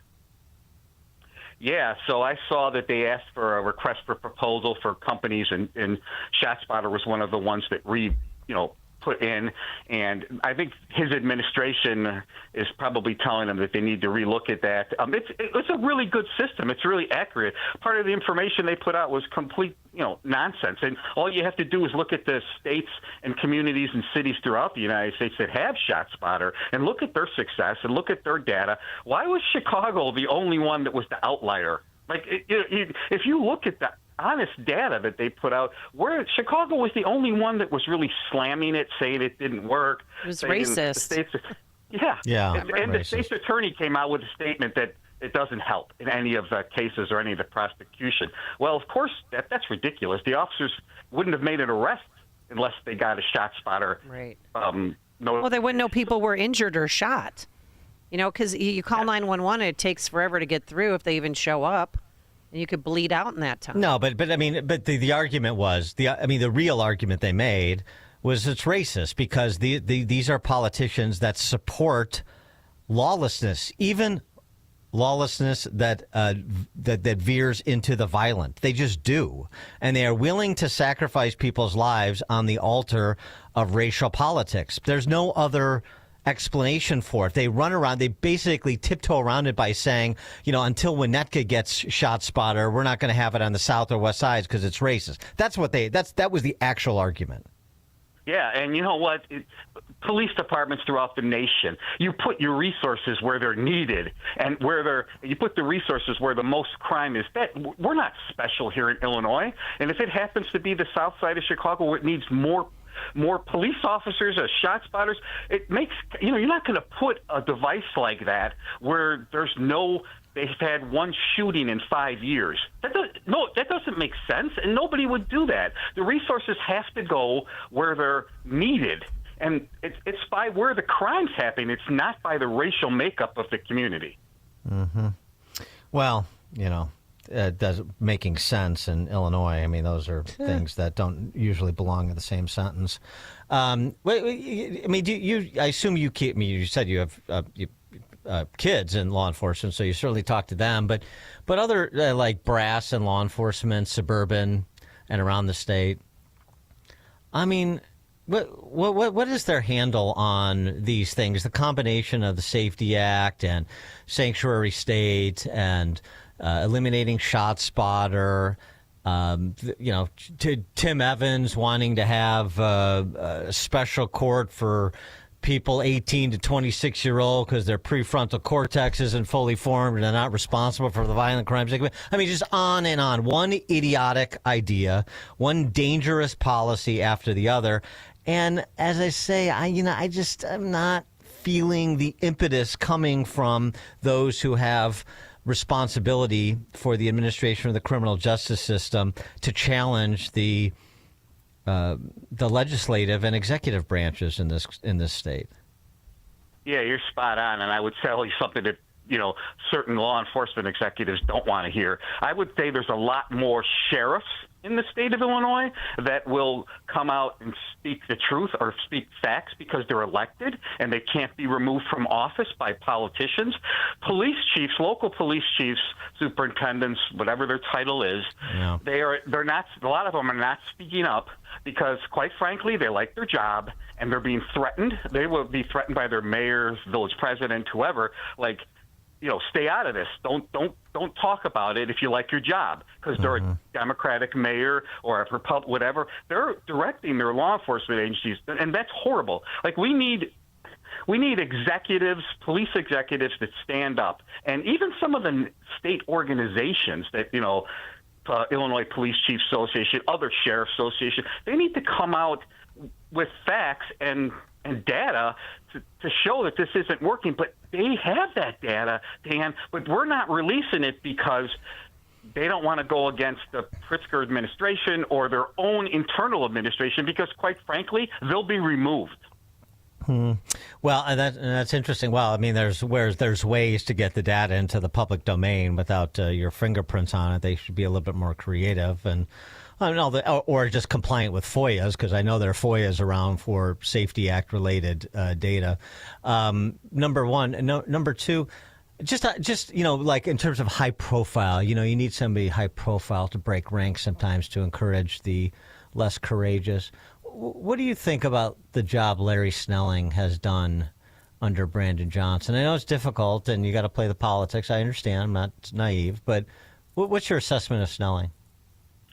I like him. I think he's, from what I know, he's a good leader. I know the majority of the CPD officers, the rank and file, support him. There's no doubt he's being given directives from City Hall, from the mayor's staff. Every superintendent is. There's no question of that.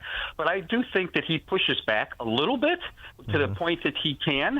And one key point is if the rank and file, if the police officers are respecting you and they think you're standing up for them when needed, you'll have their support. And, not blanket, but you'll have their support. And that's really important because morale is huge in law enforcement, and thinking that your bosses are supporting you, I think is really important. And I've seen him stand up even publicly in some of his comments in news reports that I didn't see other superintendents do at all. So I do think he's doing a really good job with a very difficult situation. And make no mistake, sometimes mayors and village presidents, to stay out of it, they don't actually talk to the superintendent and they don't actually give him the directives. It's his staff.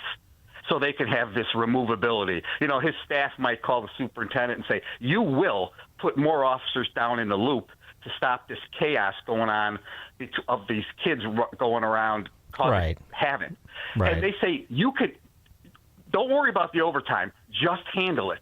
And, you know, and they don't talk to the superintendent on that. They talk to the deputy first superintendent, or they talk to his chief of staff, because then there's this where they could say, well, yeah, you know, right? He knows where the order is coming from, right? Right. Yeah. So and there's a lot of priorities that come out of City Hall. Make no doubt about it. You know, when they tell you we're going to reduce overtime, but when the City Hall calls and said, you do whatever you have to do to get this under control, that means the purse strings are open. Tom Whitesall, retired chief of police of Riverside, Illinois. Tom, thanks as always. Appreciate it. Hey, thank you. Have a great morning. You too, and he joined us on our turnkey.pro answer line. It's what Chicago is talking about. It's Chicago's Morning Answer with Dan and Amy on AM 560. The Answer.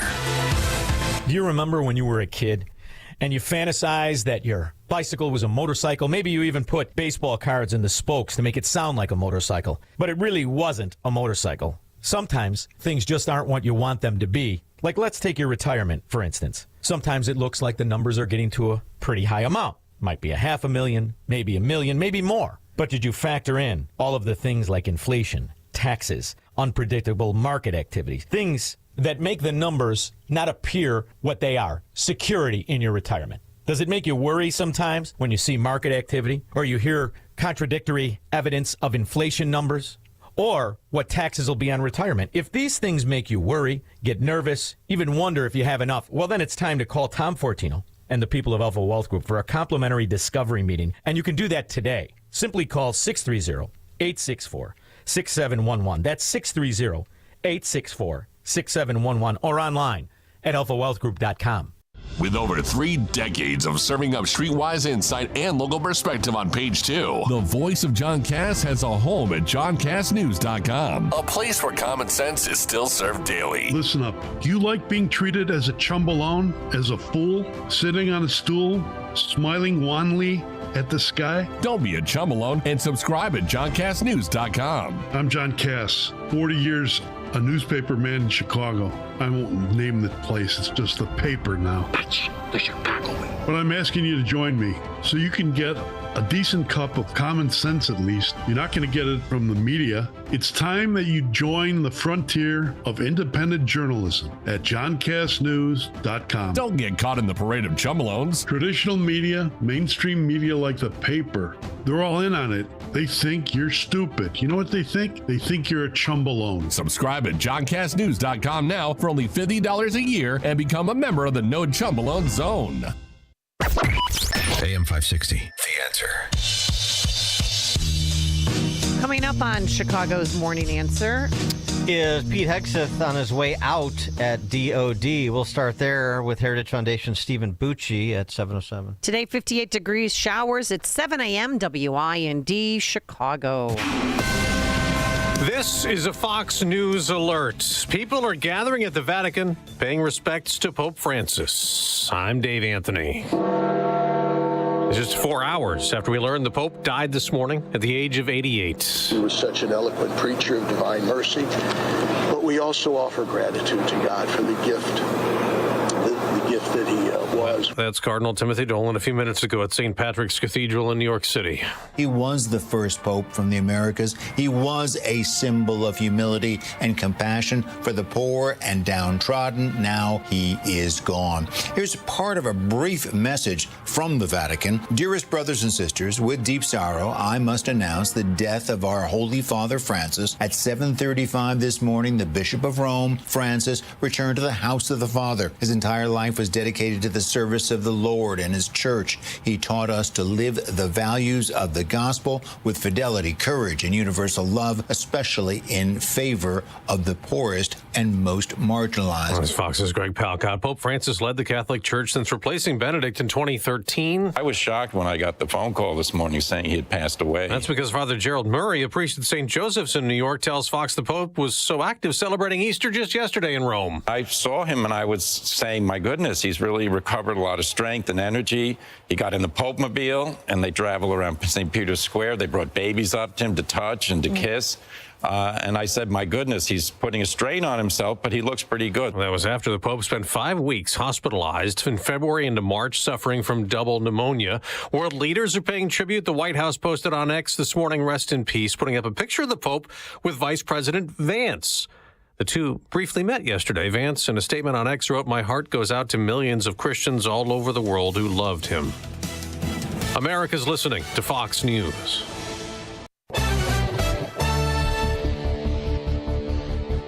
Good morning, 57 degrees in Chicago and AM 560 The Answer. I'm John Cruz in the AlmostFreeTeeth.com newsroom. Cool and breezy today, high of 55.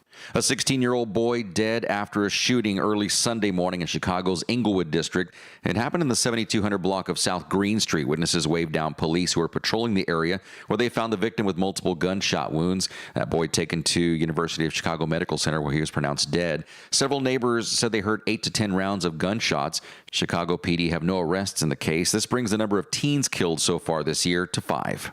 The Coles County Coroner's Office in Mattoon, that's in Midstate, Illinois, have released identities of 4 people killed in a small plane crash there Saturday. All 4 victims in their 30s and 40s from Wisconsin. They were pronounced dead on the scene. This happened on a county highway. No injuries reported on the ground around the crash. The NTSB is on site and they're investigating. Scary moments for a homeowner after a wreck ends up in his yard. It happened on Sunday morning around 9:30 in the 2000 block of 100th Street. Police say a sedan was hit by an SUV waiting at a stop sign near the intersection there. Well, that crash forced the SUV into a fence and caused damage to the home. Nobody seriously hurt. The people in the SUV ran off. Detectives still investigating. Chicago Archbishop Cardinal Blaise Cupich releasing a statement reacting to the death of Pope Francis, who died last night. The Archbishop reminding the faithful to restore the Church's place in the world as a source of hope. And an early Easter morning car takeover on Lakeview Street on the north side has citizens sounding the bell for action. Cell phone video showed several cars doing donuts and rounds of fireworks at Ashland and West Diversey Parkway. Police responded to the scene but didn't have an update as of this morning. Many citizens blaming a lenient Mayor Johnson for the takeovers. News, a service of AlmostFreeTeeth.com. Have you been getting high quotes for dental implants? With medical PPO insurance, it's possible to save 90% off on average. See if you qualify today at AlmostFreeTeeth.com. Making smiles great again. A check on the roads coming up in 2 minutes on AM 560, The Answer. For nearly a decade, AM 560 has marked the start of summer with a night of cigar smoking and great conversation. And this year, we've expanded Cigar Night to 2 nights. Wednesday, May 21st at Gobert's Farm in Pingree Grove. And Thursday, May 22nd at Gaelic Park in Oak Forest. Featuring the great Larry Elder, along with AM 560's Dan Proft and Sean Thompson. Tickets are on sale now at 560theanswer.com/cigar. That's 560theanswer.com/cigar. Sponsored by Liberty Cigar Company. Honey, we're not moving, but we gotta do something about this kitchen. Funny you mention it. I just stopped by Forever Remodeling's new showroom in Niles. I saw over a dozen kitchen and bathroom layouts they designed. They even offered to stop by the house and give us a free in-home design consultation. What'd you tell them? That we're free today? Visit foreverremodeling.com today. That's the number 4, everremodeling.com. Forever Remodeling, stress-free and high-quality remodeling. Welcome back to Ask Hassellus. What makes Hassellus Mattress different? Aside from employee-free showrooms, free next-day delivery, and prices that are way too low? Yeah, besides that. Hassellus Mattress is locally owned and managed by the same family. So, your money stays right here. And through Monday, you'll get a $248 credit towards a new Beautyrest, Sealy Posturepedic, and Serta Perfect Sleeper just for shopping local. Thanks. For what? For being different. Find an employee-free Chicagoland showroom near you at Hassellus.com. Seems everything costs more these days. Gas, groceries, and when's the last time you checked your wireless bill? When it comes to Big Wireless, if you're staying, you may be overpaying. Switch to Consumer Cellular and get your second month free for a limited time. You'll get the same fast, reliable nationwide coverage without the big wireless bill. Plans start at just $20 a month. Here's Veronica and Jackie, real customers. I didn't know that I could get something for a lot less money that was actually better than who I was with before. Anytime anybody complains about their cell phone bill, we say, you've got to check out Consumer Cellular. And now for a limited time, new customers can get their second month free when they use promo code SECONDFREE. Just call, click, or bring us your bill and see how much you can save. Because when it comes to big wireless, if you're staying, you may be overpaying. Call 1-888-FREEDOM, visit a store near you, or consumercellular.com and use code SECONDFREE to get a free second month. Real people paid to share their opinions in this ad. Plans include $5 credit for auto pay and e-billing. Taxes, fees, and other third-party charges will apply. See website for additional details. Spring, a time to get outside, be active, play with the grandkids, enjoy life. But if high blood pressure is holding you back, the sooner you get control of it, the sooner you'll stop being a walking time bomb. High blood pressure is a serious issue. Your blood vessels are constricted, your mortality risk is high. So what can you do besides take medications with side effects? Well, there's a delicious juice that can help bring your numbers back down. It's called 120 Life, and it has natural ingredients that have shown to lower blood pressure. Yes, a superfood juice is showing amazing results for high blood pressure without the side effects of big pharma medication. Try 120 Life risk-free now with a 2-week trial pack. Go to 120life.com and use coupon code 560 to save 15% and get free shipping. They're so sure it can lower your blood pressure in 2 weeks, they'll give your money back if you're not satisfied. Order now. That's 120life.com. Use coupon code 560 at checkout for 15% off.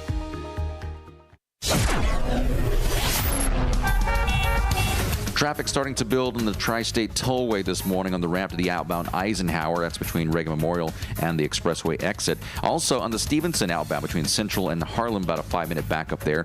You're set back about 20 minutes on the Kennedy outbound between Division and Montrose Avenue, and about 5 minutes backed up on the Kennedy inbound between Belmont and Damon Avenue. Traffic slowly building on the Eisenhower inbound between Manheim and Ridgeland. Also Eisenhower outbound between Cicero and Des Plaines, about a 10-minute delay there. Brake lights coming alive on the Dan Ryan local lanes inbound between 47th and Byrne Interchange. An accident in Elmhurst, York Road at Crestview Avenue. It is stop and go if you're Kennedy inbound between Montrose and Kimball Avenue. And DuSable Lakeshore, about a 5-minute backup if you're going northbound between Balbo and Monroe Drive. This traffic update, a service of AlmostFreeTeeth.com. Have you been getting high quotes for dental implants? With medical PPO insurance, it is possible to save 90% off on average. See if you qualify today at AlmostFreeTeeth.com, making smiles great again. Chicago's Morning Answer continues next, but now checking your forecast from the National Weather Service. Couple of sprinkles in the area this morning, otherwise variable cloudiness, windy day. High today 58, clear tonight and a low at 44. Clouds and warm, thunderstorm in the area for late tomorrow and the daytime high at 70. I'm Steve Williams on AM 560, The Answer. Now, from the Signature Bank Studios. This is Chicago's Morning Answer with Dan Proft and Amy Jacobson on AM 560. The Answer.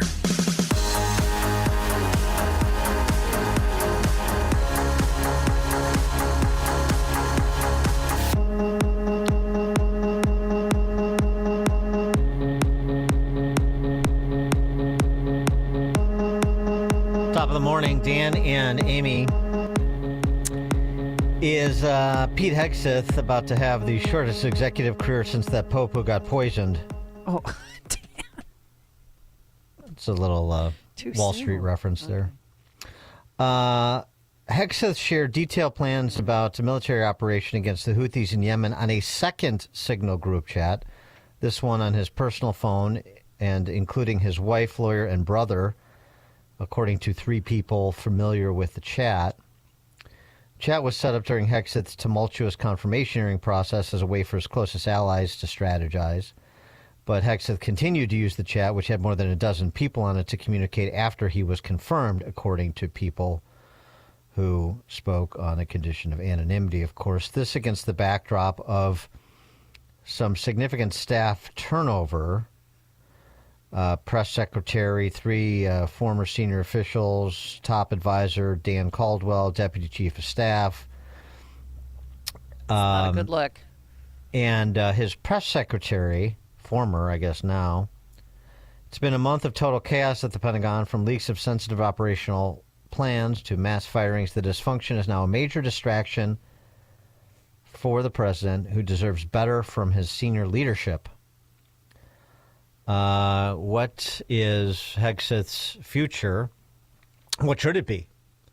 For more on this, pleased to be joined by Stephen Bucci, served America for 3 decades as an Army Special Forces officer and top Pentagon official. Now a visiting fellow in the Heritage Foundation's Allison Center for Foreign Policy Studies. Stephen, what do you see as Hegseth's fate in the immediate term? Well, first, where did that article come from? Quoting? A lot of people have it now. CNN. Okay, well, CNN. Consider the source. I get it. But the twist on the info. No, I get it. But the quote from the former press secretary is under his name, so there's definitely some internal dissension there. Yeah, look, first we need to determine whether this additional use of the signal occurred before or after the one that was in the public. If it's before, okay, it's the same lesson learned as the other one. If he did it again after all that stuff broke, when he knew this is a really stupid thing to do, then, the president's probably going to at least have a chat with him. And no offense to CNN, but there's only one person whose opinion on this is relevant, and that's President Trump's. If the press doesn't like what Steph is doing, that's mildly interesting but not terribly relevant. If even you and I, as conservatives, even our opinion doesn't matter that much. If the president still has confidence in him, he should keep his job. Well, if the president doesn't, then he's going to hit the bricks. It's a pretty simple, formula to follow here. No, I understand it's not my call or your call. It's Trump's call. I got that. But the question is, what should the call be? I mean, that's what we're discussing is based on some of what is being said, again, under his senior people's names, in addition to what's being reported, just for the sake of argument, let's say it's accurate. Does that rise to the level, in your mind, of a no confidence vote? Well, again, if this happened after the other event, and that was so much coverage on, basically, if Hegseth blew all that off and said, "Well, screw them, I'm going to use Signal anyway. I don't care who's on the thing," then yeah, if I was the president, I'd say, Pete, you're not taking this seriously. Let's move on. But we can't tell that from that information that CNN is reporting and these other people are saying. But even if it happened concurrently, I mean, why would you be sharing that info? I mean, and a Signal chat, it's encrypted. The other thing where the Goldberg was accidentally included, the Atlantic journals, that's one thing. That's a mistake. Okay, but otherwise nobody would know about it if that mistake hadn't been made.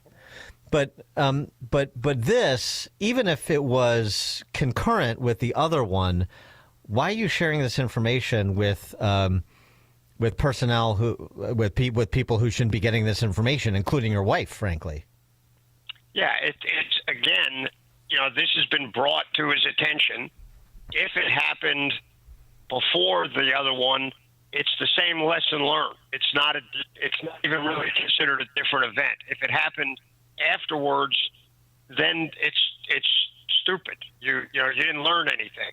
You got the ticket and you sped in the same place again the next day. Shame on you. You should probably lose your license. So I need more information before. If I were the president, I could make that call. Well, anybody who's trying to make the call before having all that other information is probably target before it pops up all the way.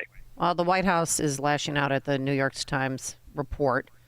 Basically, Ann Kelly, she's the deputy press secretary, says, quote, "No matter how many times the legacy media tries to resurrect the same non-story, they can't change the fact that no classified information was shared." Well, yeah, but that's only part of it. You have all these senior people around him resigning. Now, that's damage control, and I get it, and whatever. Maybe you hire some people, and they don't work out. That happens. But, I mean, it's like this is his inner circle that just disintegrated. Well, if his inner circle were responsible for this thing setting up and continuing to function, then they should go. Again, we have this tendency to use the Navy method. Okay, the captain's on the ship. Even if the captain was asleep in his cabin because he'd been up for 48 hours already and he's getting a 10-minute nap and something bad happens, the captain gets fired. Okay, I understand that ethos, that the highest guy is responsible, but it's kind of hard to run a country that way because it's a real pain in the neck to get cabinet officers confirmed and through that process. And when you don't have one in the seat for a long period of time, there's cost for that too. So Yeah, you don't fire those people cavalierly. I understand. That's a good point. I'm just, you're just trying to press the issue, and I'm not saying he is, but what if the captain is Captain Queeg?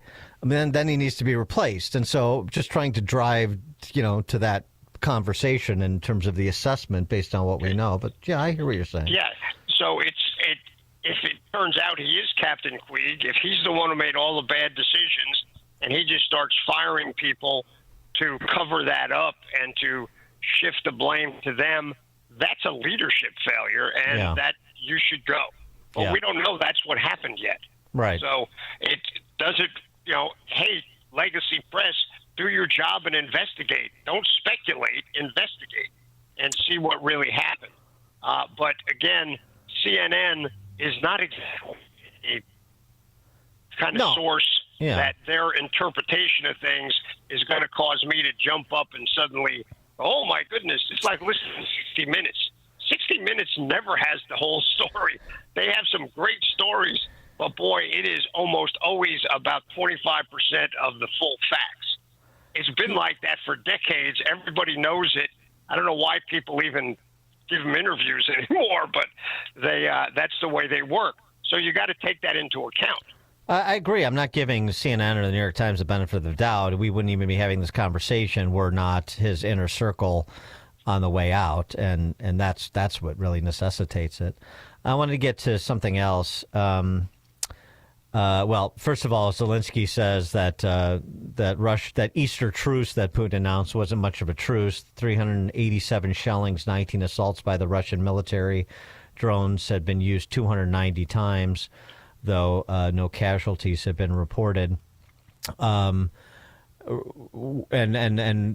This against the backdrop of the White House essentially saying if there is not progress towards a cessation of hostilities in the near term, then we're going to lose interest effectively. What's your handle on where things are at, how precarious the situation is, and what happens if the White House does lose interest in this process? Well, I think it is precarious. A lot of us who've watched Putin over the years have never thought he was a terribly useful negotiating partner.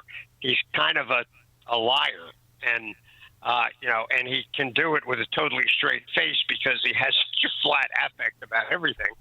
Other than an occasional sly grin, that's about the most emotion you ever see from him. So we've had Trump is now the fourth president who has this idea that, look, I understand Putin and I can deal with him. President Bush, George W. thought that. Obama thought that. I'm not sure what Biden thought, but Trump both times has thought, no, I can work with this guy. And nobody's been able to work with him. He is a bad person. He's not a good faith negotiator. It's kind of like negotiating with the Iranians. They're not really a good partner for this. So I think this is a very dangerous time. Hopefully President Trump will sort this out as to who he's going to put some help behind and who he's not. But he seriously wants the killing to end, and Putin is saying one thing and doing another. And I hope he doesn't think he's fooling anybody, because we don't have the same press that he does. And in this case, the press is probably doing its job, at least reporting what's actually going on the ground.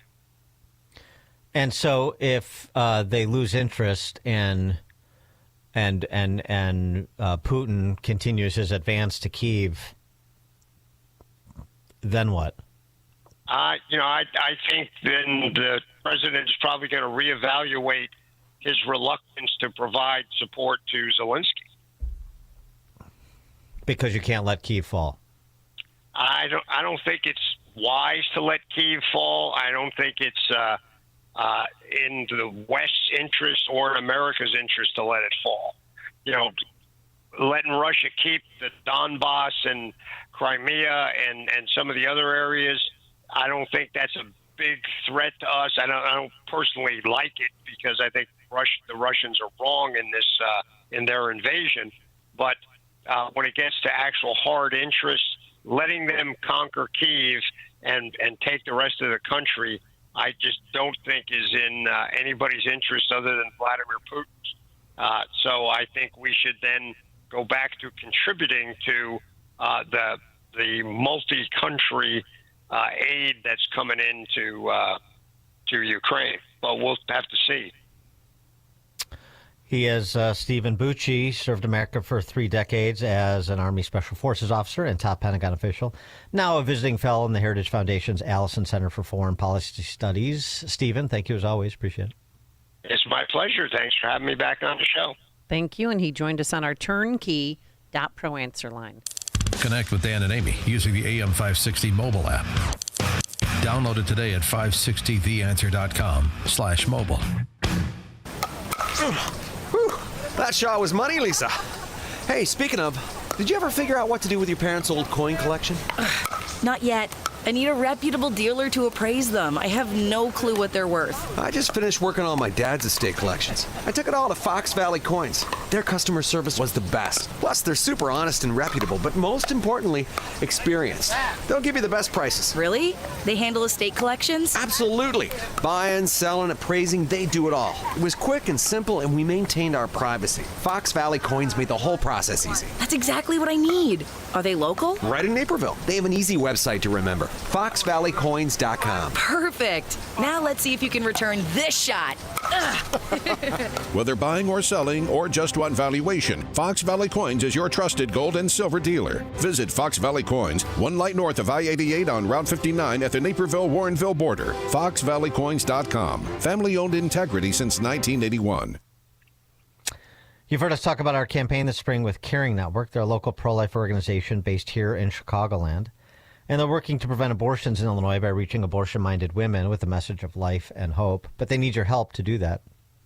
Illinois has become a destination for abortion tourism. As our neighboring states have restricted abortion, more women are coming here. In fact, the number of abortions in Illinois has doubled in less than 7 years. Caring Network is committed to reaching the abortion-minded woman, the woman who gets pregnant unexpectedly and is likely to go to a Planned Parenthood or another abortion provider to end her pregnancy. Caring Network needs your help to reach her first. You can help the effort by making a one-time donation of $150. That amount will make it possible for Caring Network to reach 5 women who are considering abortion. Reach her first means providing services like telehealth consulting with a nurse. They can also schedule an in-person appointment to show a pregnant woman her baby in an ultrasound.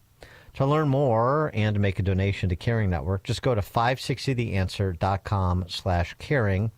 That's 560theanswer.com/caring. Signature Bank is Chicago's fastest growing independently owned business bank. It's a bank that cares about your business and is invested in your success. I'm Dan Proft, and I know this because Signature Bank is my business bank. Hi, I'm Chris Johnson, CEO of Classic Cinemas and proud customer of Signature Bank. We are a local family-owned business that is known for free refills on all sizes of popcorn, soft drinks, and ices. With over 9,000 heated recliners in 16 locations, we marry the traditions of the past with today's state-of-the-art technology. Throw in a 30-minute guarantee and an after-movie mint, and you have the perfect night out. As we strive to make every guest our priority, Signature Bank does the same with their customers. The team at Signature Bank is interested in taking my company forward. They have all the resources and solutions of the big banks, but they customize their offerings to meet my business needs. The customer always comes first with Signature Bank. Signature Bank helps local businesses succeed. Let Signature Bank turn your business vision into reality. Visit signaturebank.bank. Member FDIC, Equal Housing Lender. AM 560. The Answer. Sports sports and politics and sports and politics and sports and politics and intersection. Arrogance and ignorance, arrogance, ignorance, and arrogance and ignorance. Intersection. On this installment of Sports and Politics, the intersection of arrogance and ignorance. Boy, that sounds like Steve Kerr, the current, I should say, Golden State Warriors basketball coach, to the extent that there's really basketball coaching that goes on in the NBA, which I dispute. Anyway, Kerr. What did our social justice warrior friend do now? He was sporting a Harvard T-shirt, and he was asked about it at a post-game presser, and he had this to say. Tommy Amaker is a friend of mine, Harvard coach, and he sent me the shirt. Actually, we practiced there in Boston in November. And he gave me the shirt and felt like a great day to wear it. I believe in academic freedom. I think it's crucial for all of our institutions to be able to handle their own business the way they want to, and they should not be shaken down and told what to teach, what to say by our government. That's the dumbest thing I've ever heard, but it's kind of par for the course right now. So, yes, this is me supporting Harvard. Way to go. Way to stand up to the bully. Yeah, it's so courageous. I like Tommy Amaker. He's a great playmaker for Duke. But, by the way, I mean, after really subpar performances at Michigan, Seton Hall, he winds up at Harvard. Not exactly a basketball powerhouse. Anyway, I digress. It's not really about Tommy Amaker. It's about Steve Kerr, who's a dope. And he proves it every time he opens his mouth. Supporting Harvard. Yeah, I'll tell you what. Why don't you backfill Bill Ackman or Ken Griffin's donation and throw something in the kitty if you really want to support your buddy Tommy Amaker, Steve Kerr. He's such a goof. I'm still waiting for him to get back to us on working with his brother, who's, what was he, an Asian studies professor somewhere, brother-in-law or something like this? Remember during the whole contretemps over China and the NBA being a subsidiary of the Chinese Communist Party? Steve Kerr doesn't know anything about the Xi regime and the human rights abuses, but he's going to look into that, study that with his brother or brother-in-law or whoever the hell he was talking about, and get back to us, because he's such a voice of moral clarity in the NBA, right behind Greg Popovich. What a goof! And by the way, on the Harvard thing, while I was gone, I saw a good piece from Heather McDonald over at City Journal that's worth a read on this. Is the Trump directive with respect to Harvard?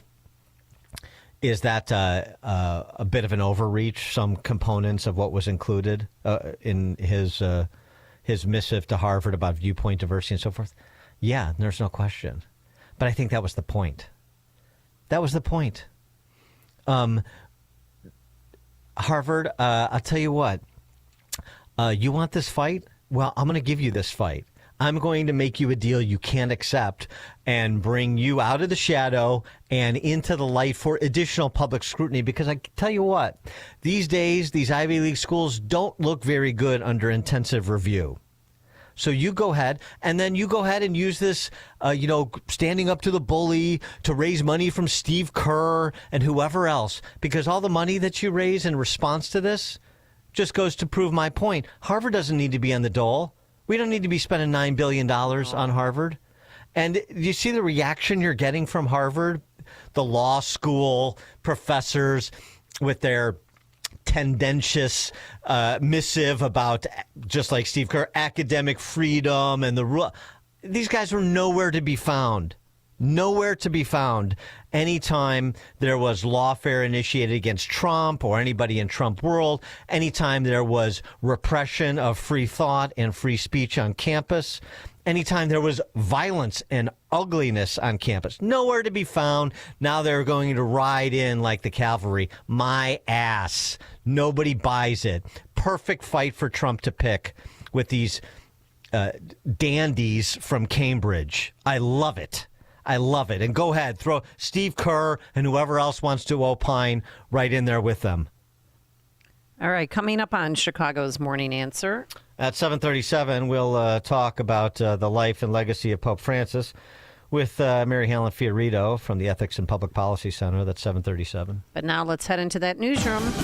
Here is John Cruz. Thank you. Good morning. 58 degrees in Chicago on AM 560 The Answer. I'm John Cruz in the AlmostFreeTeeth.com newsroom. Breezy in the 50s today. Pope Francis has died. Francis led the world's Catholics since 2013 when he was elected to replace Pope Benedict XVI, who resigned. The Vatican announcing the passing this morning early. Bells across Rome tolling shortly after. Pope Francis seen on Easter Sunday driving through St. Peter's Square. He'd been battling a respiratory illness for several weeks. Pope Francis was 88. Severe weather across the Midwest over the weekend, including parts of Illinois. More than a dozen tornadoes from Texas to Missouri. One person killed in Spalding, Oklahoma, after a tornado touched down there on Saturday. And Jackson Park welcoming hundreds of visitors this Easter Sunday, taking a peek at the cherry blossoms, which are having a great year after several lackluster seasons. Experts say the trees needed the cold temperatures or chill hours to fully break dormancy and produce flowers, but earlier springs in recent years have disturbed the process, causing less than abundant blossoms. News, a service of AlmostFreeTeeth.com. What if you could save on average 90% for dental implants and get 100% of your smile back with a Blue Cross Blue Shield PPO or FEP? It's possible. Check if you qualify at AlmostFreeTeeth.com. We're checking traffic in 2 minutes on AM 560, The Answer. Spring is in the air, and that means it's time to check the starting lineup. Leading off for AM 560 every morning at 5, it's Chicago's Morning Answer with Dan Proft and Amy Jacobson, followed at 9 by Mike Gallagher. Moving up in the lineup, it's Charlie Kirk, now heard at 11. Then at 2, it's 2 full hours of Hugh Hewitt, followed by Sean Thompson at 4, Seculo at 7, and rounding out the lineup, Larry Elder at 8. Top to bottom, the best lineup in Chicago radio is right here on AM 560. The Answer. You've worked hard and accumulated wealth, but you know the pitfalls involved in passing significant assets to your heirs. The team at Spahn Financial will help you feel secure with personalized financial planning to achieve your legacy goals. They anticipate and manage all your wealth planning needs and focus on the full financial picture, including tax efficiency, income distribution throughout retirement, philanthropic giving, estate planning, and more. They even help you prepare the next generation to be good stewards. Kevin Spahn is a 2025 Barron's Top 1200 financial advisor, and Spahn Financial is a Forbes Best in State Wealth Management team. Visit SpahnFinancial.com to schedule a consultation and to view disclosures. That's SPAHN Financial.com. Barron's Top 1200 Financial Advisors List, March 2025. Data as of 9/30/2024. Forbes Best in State Wealth Management Team, January 2025. Data as of 3/31/24. No compensation provided for ratings. Marketing fees apply to promote ratings. Rankings and recognitions are no guarantee of future investment success. This Mother's Day, treat the mom in your life to a day she'll never forget with brunch at the Trump International Hotel and Tower, Chicago. Brunch reservations are available now for Sunday, May 11th, with seatings from 10 a.m. to 3 p.m. in the Grand Ballroom. Experience an exquisite meal in a buffet style. Feast at the decadent carving, seafood, and dessert stations. Enjoy drink specials, live entertainment, complimentary champagne, and a beautiful rose garden backdrop for memorable photos. There's no better place to celebrate this Mother's Day than as guests of Trump Chicago, where you'll find the most iconic views of the Chicago skyline. Delight in this one-of-a-kind extravaganza. Make your reservations today by visiting Eventbrite.com and search Mother's Day Brunch, Trump Chicago. That's Eventbrite, search Mother's Day Brunch, Trump Chicago, and order your tickets today. Cheers. Steel walk-behind, zero-turn, and stand-on mowers are built to get the job done. Shop online or at your local Steel dealer. Steel, let's go mow. Your Monday morning commute shaping up not bad. Solid traffic if you're Kennedy inbound between Central Avenue and Montrose Avenue. Stop and go on the Bishop Ford inbound between 103rd and Dan Ryan. DuSable Lakeshore, about a 5-minute delay if you're going northbound between 18th and Monroe Drive. You're tapping the brakes on the Eisenhower outbound between Cicero and Des Plaines Avenue, about a 17-minute backup there. On the Eisenhower inbound between North Avenue and the Tri-State Tollway, about a 5-minute backup there. On the Kennedy inbound between Montrose and Kimball, about a 10-minute delay there. An accident working in Elmhurst, York Street at Crestview Avenue. On the South Shore line, if you're westbound to Millennium Station, expect about a 15-minute backup due to red signals on the westbound train 112. 10-minute delay if you're Stevenson inbound between Harlem and Kedzie, and 15-minute backup if you're Eisenhower inbound between Mannheim and California. This report sponsored by Blindster.com. Kyle started Blindster in 2010 to make quality custom-made blinds affordable to everyone. Traditional window covering retailers expensive. Blindster's prices are low and their blinds guaranteed to fit. Blindster.com. Chicago's Morning Answer continues next, but now checking your forecast from the National Weather Service. A couple of sprinkles in the area this morning, otherwise a windy day, variable cloudiness, high 58. Some clearing tonight. Good night to view the meteor shower, low 44. Clouds and warmer, thunderstorm for late afternoon tomorrow, and the high at 70. I'm Steve Williams on AM 560, The Answer. Get the latest weather, traffic, and news updates online at 560theanswer.com. Now, from the Signature Bank Studios. If you're looking for the latest news, insight into what it means, and the sharpest opinion, there's only one station in Chicago where you can turn, and it's this one. We're AM 560, The Answer.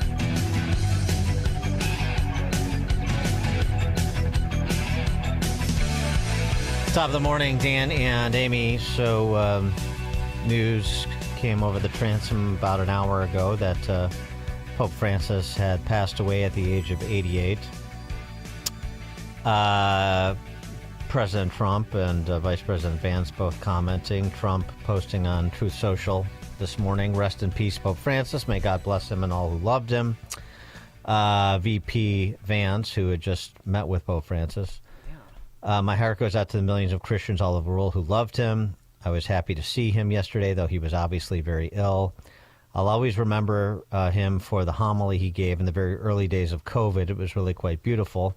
May God rest his soul." For more on the life and legacy of Pope Francis, pleased to be joined by Mary Fiorito. She is a fellow at the Ethics and Public Policy Center. Mary, thanks for being with us. Appreciate it. Thank you for having me.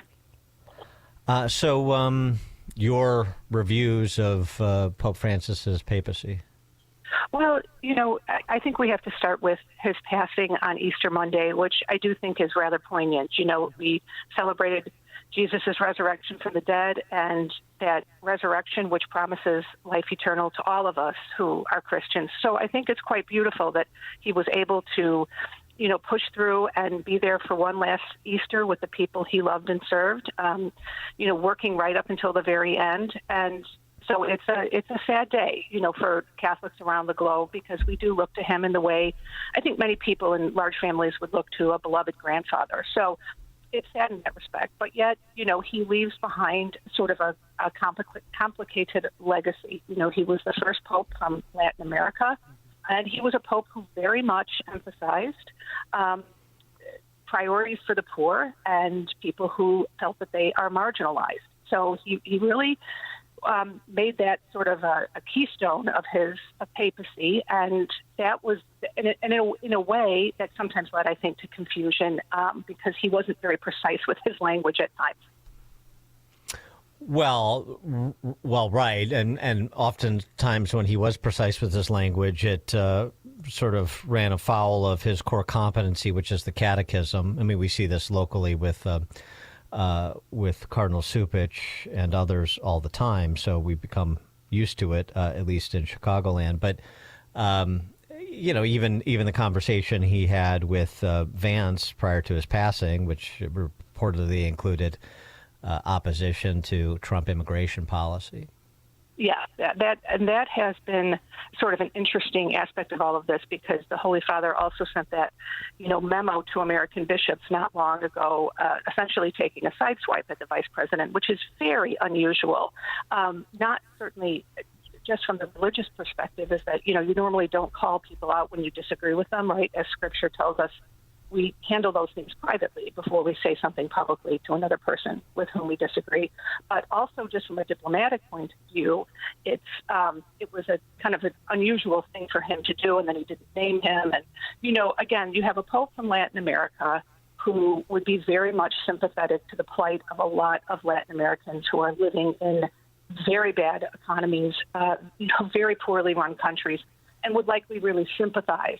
But you do get the sense, too, that there perhaps was a little bit of nudging, I think, from some American cardinals who wanted Pope Francis to say something that would allow them to kind of, be able to hold the Holy Father's comments, up to say, look, even the Pope, Catholics, because that was before the election, if I recall correctly, to kind of paint the Holy Father as being someone in opposition with the Trump and Vance administration. Well, in his last conversation with J.D. Vance, it was being reported by CNN and New York Times that the Pope had said to J.D. Vance, take this message to Washington that he is against mass deportations. Right. Yeah. That's and no surprise. Right. And that phrase, mass deportations, can mean a lot of things. I mean, mass deportations of people who are criminals, who come here and harm other people.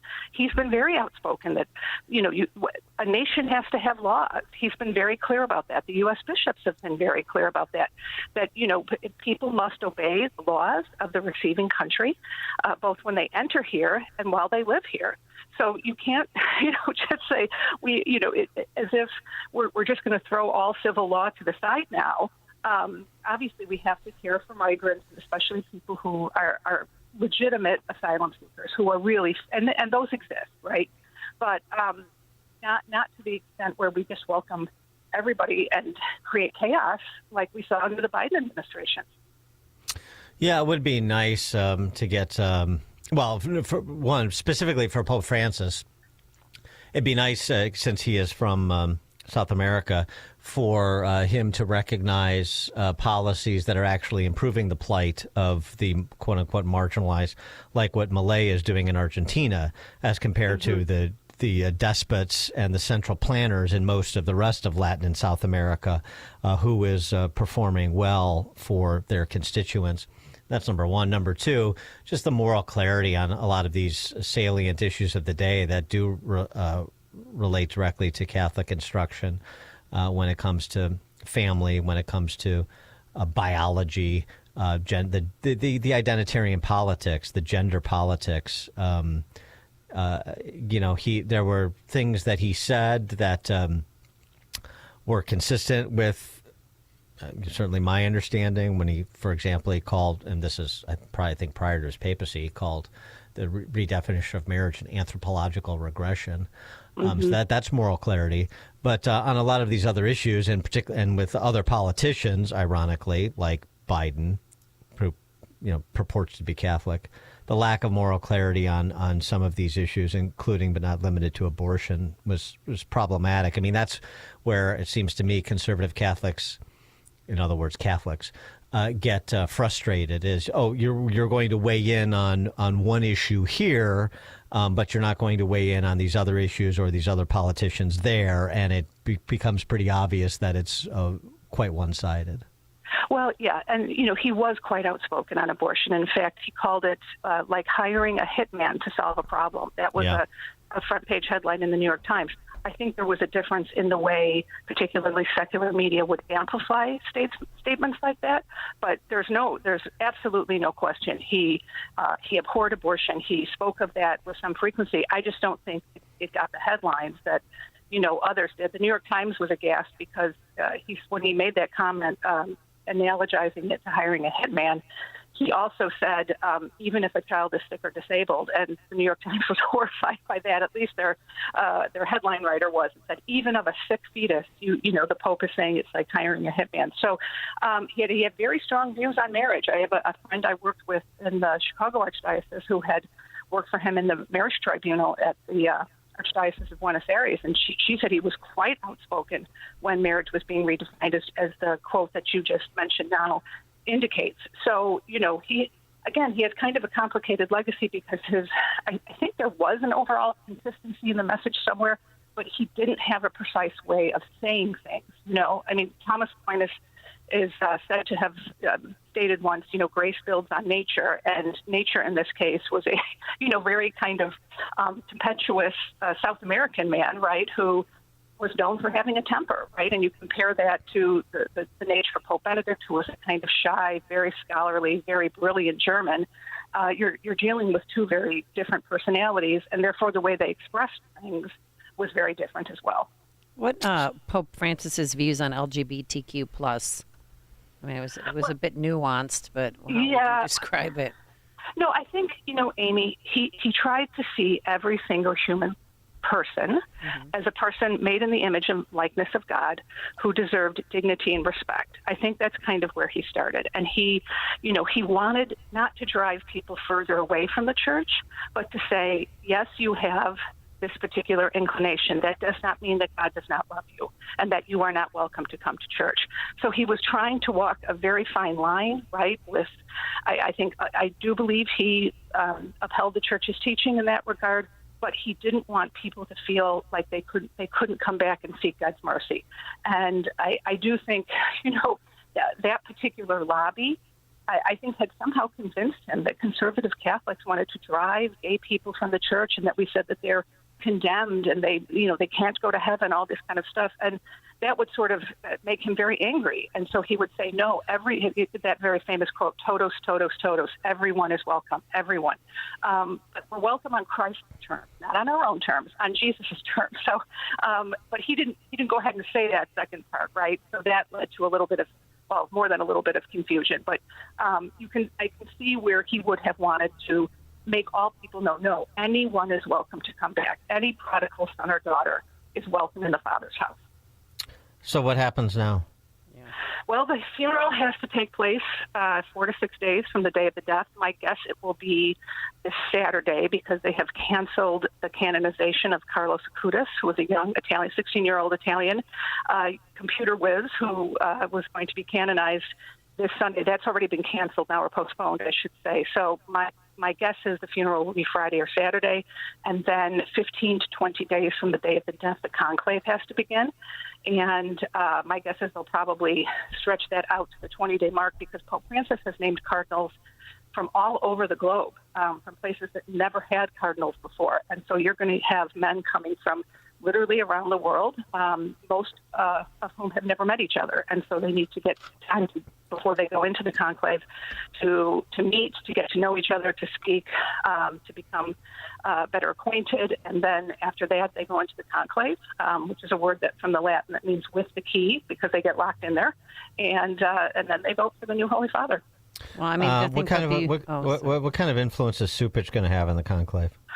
He's an influential person within the College of Cardinals. There's no question. I mean, you look at the last two major archbishops that were named for Omaha, Archbishop Mike McGovern, who I know you have had, Archbishop-elect, I should say, you've had on the show before. He's from Chicago South Side. And then the new Archbishop of Milwaukee, Jeffrey Grob, who is actually a Wisconsin native but had lived and worked in Chicago for many, many years. Both very good men, but that's obviously Cupich's hand in the naming of both of those new archbishops. So he has tremendous influence within the American Church, and he's on the Congregation for Bishops in Rome. So he definitely has had a say in the different cardinals being named in different parts of not only our country but the world. So what's your expectation? Are we going to get a pope that is more like Benedict or more like Francis? I think more like John Paul II. Well, I hope, but I mean, is that realistic? It is. There's a Hungarian cardinal who seems to be quite the favorite, named Peter Erdo, E-R-D-O, who is very much in that John Paul mold. He's quite young, quite energetic. He is very well liked both by his own people and by a lot of the people in Rome. And so, you don't like to speculate, when the man Pope Francis has just passed away, but that could be a wonderful return to a really evangelical and enthusiastic church that inspires young people. Very good. Mary Hallen Fiorito, she is a fellow at the Ethics and Public Policy Center. Mary, thank you as always. Appreciate your insights. Thank you for having me. Thank you. And she joined us on our turnkey.pro answer line. The more you listen, the more you'll know. This is Chicago's Morning Answer. Morning Answer on AM 560. The Answer. Enjoy uninterrupted programming from Dan Proft and Amy Jacobson around the clock, all day, every day, including daily replays of Chicago's Morning Answer on Dan and Amy 24/7. Listen now at danandamy247.com. Hi, Amy Jacobson here. With the crime we're seeing in Illinois, I know how important it is to keep my home and my family safe. That's why I chose Goldilocks for my home security. One of their awesome technicians just came over and gave me a free assessment of my home. They found vulnerabilities that intruders typically look for and created a personalized plan for me. Goldilocks offers state-of-the-art smart home security systems with HD cameras, motion detectors, smart locks, mobile notifications. As you know, crime in Illinois is out of control, and I'll sleep easier knowing that Goldilocks has my back. They even offer commercial security systems for any size business. Tell them Amy Jacobson sent you, and Goldilocks will include 3 months of monitoring for free with any new install. Call Goldilocks today at 708-889-5600. That's 708-889-5600. Or visit them online at GoldilocksInc.com. That's GoldilocksInc.com. Hey, Amy Jacobson here, and OMG, I was absolutely speechless when I saw my new garage floor. Level 10 Coatings did such an amazing job, and now my garage floor shines. Level 10 Coatings specializes in expert garage floor coatings for both residential and commercial spaces. Their floors are durable, easy to maintain, and best of all, done in just 1 day. Hey, if you've been thinking about upgrading your garage floor with that shiny new showroom look, please call my good friends at Level 10 Coatings at 855-510-2628 or book your free consultation online at level10coatings.com. And here's a bonus. Mention me, Amy Jacobson, and you'll get $500 off your project. Call 855-510-2628 or visit level10coatings.com today, or call 855-510-2628. Mike Huckabee here for Vinia. Vinia is the remarkable red grape circulation superfood shown in the clinical trial to increase the dilation of arteries for better blood flow. Better blood flow gives me the physical energy I want. Better blood flow means more oxygen can go to my brain to give me the mental alertness that I need to be at the top of my game. I've taken Vinia every day for over 3 years. It's been a life changer. Each Vinia capsule has the same amount of piceid resveratrol found in 1,000 grapes or a full bottle of wine, but without the sugar, calories, or alcohol. If you want all-day energy, better mental alertness, start your day with Vinia. Go online to get your first month free. Go to Vinia.com to learn how to get your first month free. Enter discount code HUCKFREE at checkout. Visit VINIA.com. Use discount code HUCKFREE to save. Plus, we'll include free shipping and a 90-day risk-free guarantee. Go to Vinia.com right now. You can hear this today at PregerTopia.com. You all have heard of the top 1%. When you say the top 1% in the United States, what do you mean the top 1% in terms of income? So how about in terms of having had serious obstacles to happiness in life? What percentage of Americans does not? Hear the entire episode. It's for Pregertopia members only. Go to PregerTopia.com. Trust and Will knows that we'll all eventually need a will. How about right now? Trust and Will makes creating your will easy, like while you're lounging on the couch easy. Trust and Will is designed by attorneys but customized by you, and all documents are state-specific and secure. Find your plan at trustandwill.com and use offer code RADIO now for 20% off. That's trustandwill.com, offer code RADIO. Trust and Will is an online estate planning service. Visit trustandwill.com for details. This is Joe Cordell of Cordell & Cordell. Cordell & Cordell is the largest family law firm in the country, with over 35 years of helping clients navigate divorce. That does give us certain advantages, for example, in focus and resources. But being big doesn't mean less personal or less local. Our attorneys live and work in your community, and as neighbors, they understand the challenges your families face. If you're a guy facing divorce, remember, Cordell & Cordell, a partner you can count on. 2815 Old Jacksonville, Springfield. CordellCordell.com. Gain insight into building strong marriages and raising godly children with Focus on the Family with Jim Daly each weekday at 11:30 a.m. on our sister station, AM 1160. Hope for your life. AM 560. The Answer. Top of the morning, Dan and Amy. Speaking of the Lavender Bund, that's not just for Francis Parker anymore. Remember that story we brought you a couple years ago? Actually, Project Veritas brought you. a couple years ago. Joseph Bruno, the Dean of Students for Francis Parker, detailing how they instructed the kids at Francis Parker on butt plugs and dildos. Oh, yeah, I remember that. Yeah, how to use them in the proper way and all that gross stuff. Yes. Well, apparently that's picking up some steam because a dad at a school in North Carolina had to talk to LGBTQIA2S+++++ a teacher that he doesn't want his kids being instructed from the book How to Use Butt Plugs for Newbies. Oh, gross. On butt plugs. And I said that I think that in high school groups where unfortunately we know that students are having sex and that I think that safe sex is always important, safe sex practices are always important, and that is that's queer sex, so that's not heteronormative sex, and then you called it disgusting. So you told me that the sex that my counterparts have is disgusting, and I don't see how that is not openly homophobic. The reality is it's not openly homophobic because that means that you think... To call queer sex disgusting? You don't think that's homophobic? That means that you think that only homosexual couples use butt plugs. No, they absolutely don't. Heterosexual couples use butt plugs as well. Do you think that just butt plugs are disgusting? And so I'm saying that teaching children, minors, about this is disgusting. Right, so I guess that comes into abstinence-only education versus safe-sex education. No, it's not abstinence only. It's not safe sex. At the end of the day, a butt plug is not going to create a child. It's not going to have an issue on a person that relates to catching an STD. Unless the actual butt plug is not properly sanitized. Exactly, and I think that's what that book was detailing, is how to safely use those instruments. Educate children on how to use butt plugs. Children, if you're an adult and that is what you want to do, if that's what stimulates you and gets you off, have at it. Sex time. Are you a parent? I'm not a parent. Oh, so you're not a parent. Okay. And you are a parent? Yes, sir. Okay. Mm-hmm. And the yes was a man pretending to be a woman. And so, as a father, 2 boys and a girl, I don't want anyone teaching my child how to use sex toys of any kind.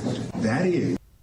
That's none of their business. Yes. That's where it's at in government K through 12. You have to have conversations with teachers about dildos and butt plugs and whether or not you want your kid instructed on their usage. This right against the test scores that we talked about a few weeks back, the NAEP test scores, about how small a percentage of government K through 12 students are at grade level in reading and math. Golly, gee, I wonder why. There's the emphasis, as you just heard from those 2 teachers that Dad was talking to. Well, I mean, at least to the question of where are the fathers, or at least there's one father that is stepping up. But I mean, to listen to that conversation, am I having this conversation in a government? No. Or in any case, whether Francis Parker's private, am I actually having this conversation in a high school about butt plugs and gay sex versus heterosexual sex and who uses them and who doesn't, and whether that opposition to it constitutes a homophobia or constitutes an abstinence-only advocacy? What in good God, honestly? Coming up on Chicago's Morning Answer. At 8:08, we'll turn our attention to Margarita Gate and the case of, and where the case stands with Abrego Garcia.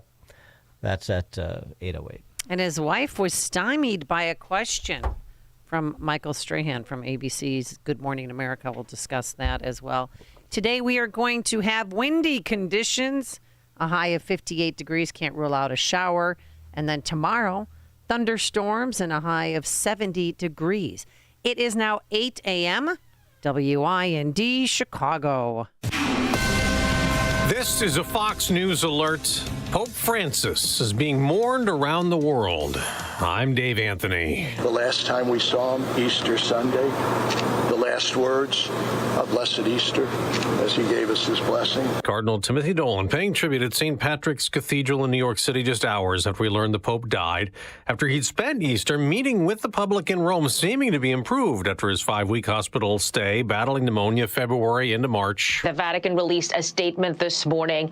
It reads in part, at 7:35 this morning, the Bishop of Rome, Francis, returned to the house of the Father.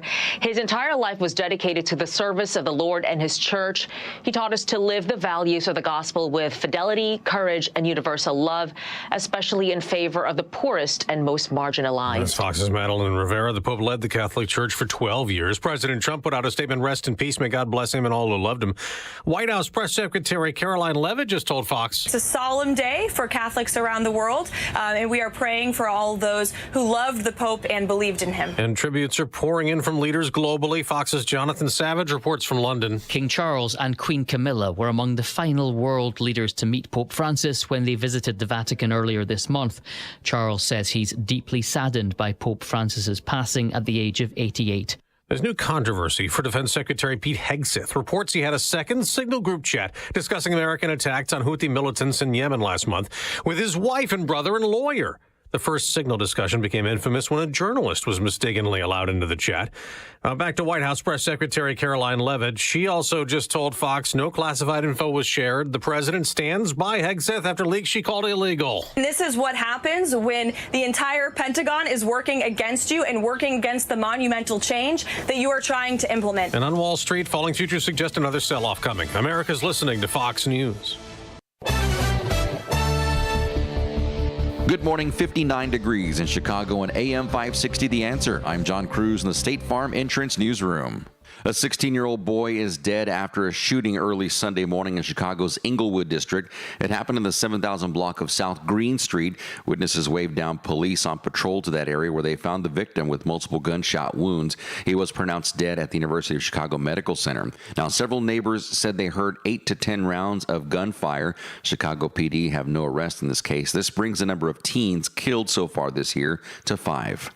Police looking for a man connected to 3 attacks into Paul's University campus. The incident's happening on Saturday near West Belden and North Fremont Street in Lincoln Park. Chicago PD said the suspect chasing 2 women into a dorm. So far, no arrests. Investigators are asking anyone with details to reach out. Demands for action this after an early morning street takeover on Lakeview Drive on the north side. Cell phone video showing cars doing donuts and several rounds of fireworks at Ashland Avenue and West Diversey Parkway. Now, police responded to the scene but didn't have an update as of this morning. Many citizens blaming a lenient Mayor Johnson for the takeovers. Patients at Aurora's Mercy Medical Center may have trouble seeing their longtime advocate health doctors. That's because the healthcare giant has quietly peeled away those physicians without letting patients know. The Chicago Tribune reports around a half dozen people who currently work or recently stopped working at Mercy were being pulled from there. In a statement, Advocate Health said it was shifting, quote, services to Advocate Good Samaritan in Downers Grove and surrounding hospitals to provide the best and highest quality care. An Advocate spokesperson said patients are being notified as part of the scheduling process. News, a service of Anthony DeGrotto, your local State Farm agent. Anthony combines good neighbor service with surprisingly great rates. You can combine your home, auto, and life insurance. DeGrottoSF.com. Checking roads in 2 minutes, but now time for the AM 560 Business Beat, brought to you by Signature Bank. I'm Charles Payne, and this is the Fox Business Report. China is warning countries against making trade deals with the U.S. that could harm China's interests. China's Ministry of Commerce said that Beijing would respond resolutely with reciprocal countermeasures. Alphabet's Google back in court Monday in its antitrust case. The tech giant is accused of monopolizing online search engines. The U.S. Department of Justice is seeking a ruling that would force Alphabet to sell off its Chrome browser. Boeing has reportedly fixed its shortage of specialized nuts and bolts that are installed in its 737 MAX jets, the aircraft giant's top seller. A fire back in February at a major supplier's factory causing this shortage on the critical fasteners used to attach the landing gear. And that's your Fox Business Report. I'm Laura Cantor, invested in you.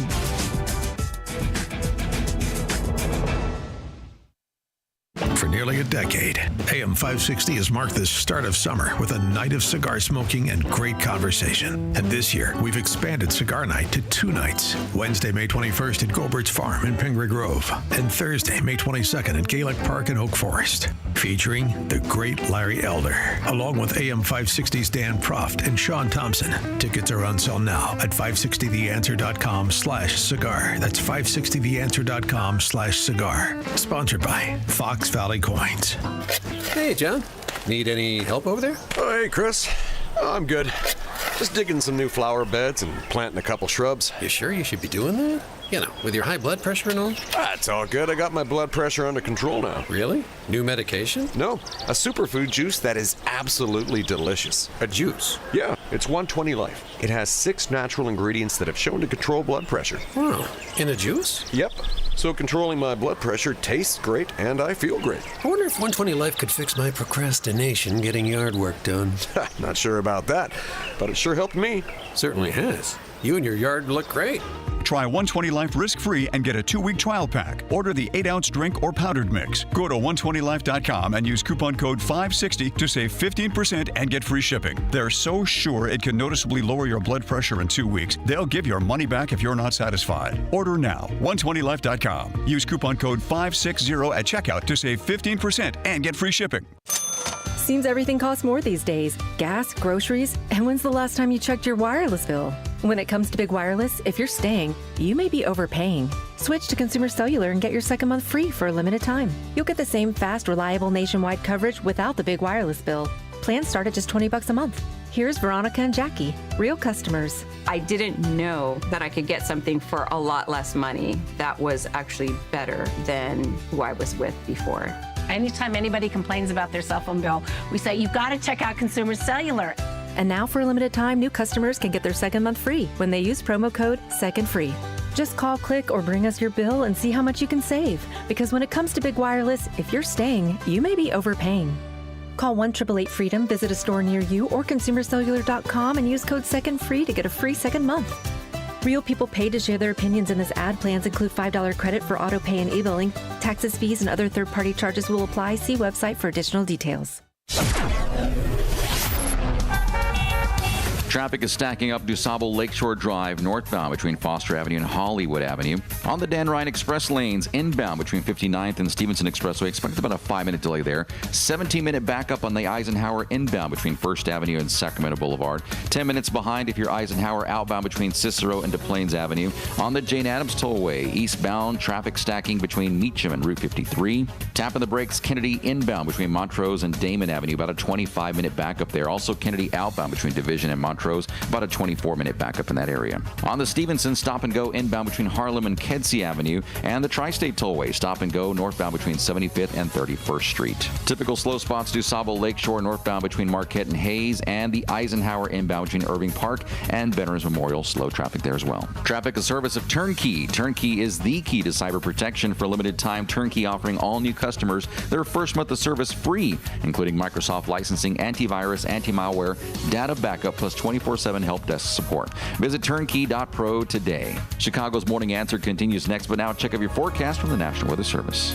Couple of sprinkles in the area this morning, otherwise variable cloudiness, windy day. High today 58, clear tonight and a low at 44. Clouds and warm, thunderstorm in the area for late tomorrow and the daytime high at 70.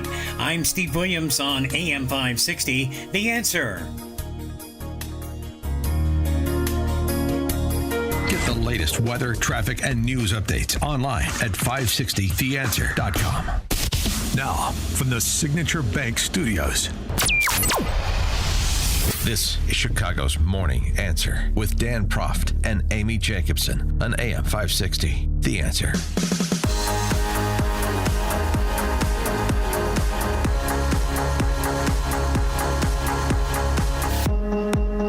Top of the morning, Dan and Amy. This is some sideshow the new Marxists are putting on in support of Abrego Garcia.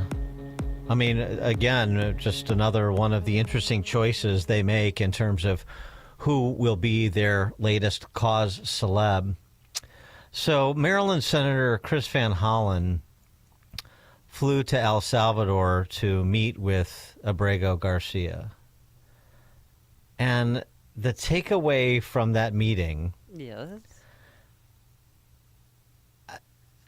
The margaritas that were or were not in front of them at the beginning of the meeting, the margaritas that were or were not consumed by them during their meeting. About what I would call Margarita Gate. I don't know if you guys have been following this, but President Bukele, after I met with Kilmar, did this tweet showing us at a table with these 2 glasses. So here's what happened. When I first sat down with Kilmar, we just had glasses of water on the table. I think maybe some coffee. And as we were talking, one of the government people came over and deposited 2 other glasses on the table with ice, and I don't know if it was salt or sugar around the top, but they look like margaritas. And if you look at the one they put in front of Kilmar, it actually had a little less liquid than the one in front of me, to try to make it look, I assume, like he drank out of it. Let me just be very clear. Neither of us touched the drinks that were in front of us. And if you want to play a little Sherlock Holmes, I'll tell you how you can know that. So if you look at the video or the picture I sent out from the beginning of our meeting, you'll see there are no glasses on the table. So you'll see in later videos they are on the table. But they made a little mistake. For some people are very careful, right? If you sip out of one of those glasses, some of whatever it was, salt or sugar, would disappear. You would see a gap. There's no gap. Nobody drank any margaritas or sugar water or whatever it is. But this is a lesson into the lengths that President Bukele will do to deceive people about what's going on. And it's also shows the lengths that the Trump administration and the president will go to, because when he was asked about a reporter about this, he just went along for the ride. So the White House and the president have been lying about this case from the beginning. They've been trying to change the subject from the beginning. In my best Peter Griffin, oh my God, who the hell cares? What are you talking about? 312-642-5600 is our turnkey.pro answer line. You could also text us on this very same line. The margaritas were there. The margaritas weren't there. The margaritas were consumed. The margaritas weren't consumed. Who cares? They were placed there by the president. Whatever. What? What the hell are we talking about? We're talking about the deportation and the retention in El Salvador of gangbangers. And, by the way, in the case of Abrego Garcia, an El Salvadorian national. Yeah, stop calling him a Maryland man or Maryland father. He's not an American citizen. I don't know what else to tell you. And Wes Moore, the governor of Maryland, publicly thanked Van Hollen for going down to El Salvador because we need to bring Abrego Garcia back home. Back home? Bring him back safely back home. It is indisputable that he was in this country illegally, and the evidence seems to be fairly overwhelming that he is a known MS-13 gangbanger. Mara Salvatrucha. By the way, you know where that name comes from? Where? Why? Where? Sorry. Interestingly, it comes from a Charlton Heston movie from the 50s called A Naked Jungle. Okay. That somehow gained popularity in El Salvador. And Mara means like group, like group that will fight together. And then Salvatrucha, it's sort of the etymology of this is sort of interesting. I was reading about it. But anyway, I mean, I like a good movie reference even for a designated terrorist organization like MS-13. So I digress. But the play that the left is making here, Stephen Miller summed up Senator Van Hollen's gambit in El Salvador nicely. Here's an individual, the man who has been deported to his home country of El Salvador, who has been repeatedly documented by multiple federal and state authorities to be a member of MS-13, one of the most violent and ruthless criminal organizations on planet Earth, which is now a designated foreign terrorist organization, and an individual who has been incredibly implicated in human smuggling and human trafficking, an individual who is a documented woman beater, somebody who has viciously assaulted a woman in ways that shock the human conscience. That is who the Democrat Party is going to provide aid, solace, and comfort to, not to Senator Van Hollen's own constituents, like the Morin family. Rachel Morin was viciously beaten, brutally raped, and murdered, and her mother never even got a phone call from Senator Van Hollen. Or Kayla Hamilton, a young girl who was attacked in a public restaurant, raped in the bathroom, and beaten to death and murdered by an illegal alien that Joe Biden set free into the country. None of those people elicit human sympathy from Senator Van Hollen. How broken is that man's heart? How broken is his conscience that he doesn't have even an ounce of empathy or time or concern to share with those families? Or how many of his citizen constituents have been killed by the fentanyl that Joe Biden allowed into this country? By the cartels that made a fortune off of human trafficking and smuggling into this country? Or the children in his state that cannot even get a good education or good health care because of the mass migration that has occurred into his state? None of that concerns him in the least. You know, his heart is reserved for an illegal alien who's a member of a foreign terrorist organization. I'm beyond appalled. Abrego Garcia's wife, who got the protective order against him. Yeah, in 2021, because he apparently, well, she had 2 protective orders, and one of them, he beat her and scratched her, and then the other one, he tore her shirt off and slammed her against the wall and hit her. And she felt fearful for one of their children. That's what she said at the time to get those protective orders. But this is what she said in real time when she was interviewed by Michael Strahan, of all people. Anyway, I have to ask it. You did take out a temporary order of protection against your husband in 2021. Were you in fear of your husband?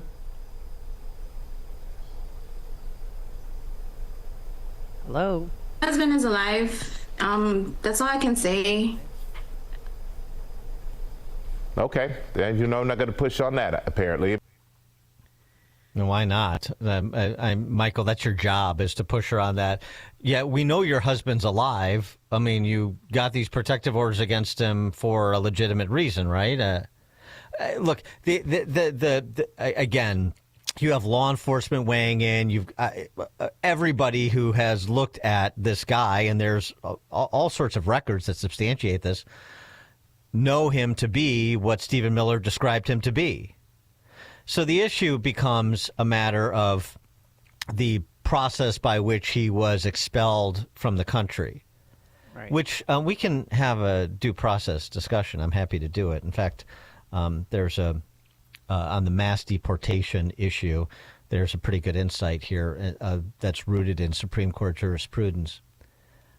But, I mean, to watch the left pretend that this is, you know, a member of the huddled masses yearning to breathe free. This is a good guy who has been treated badly by the Trump administration, as opposed to what he actually is really something.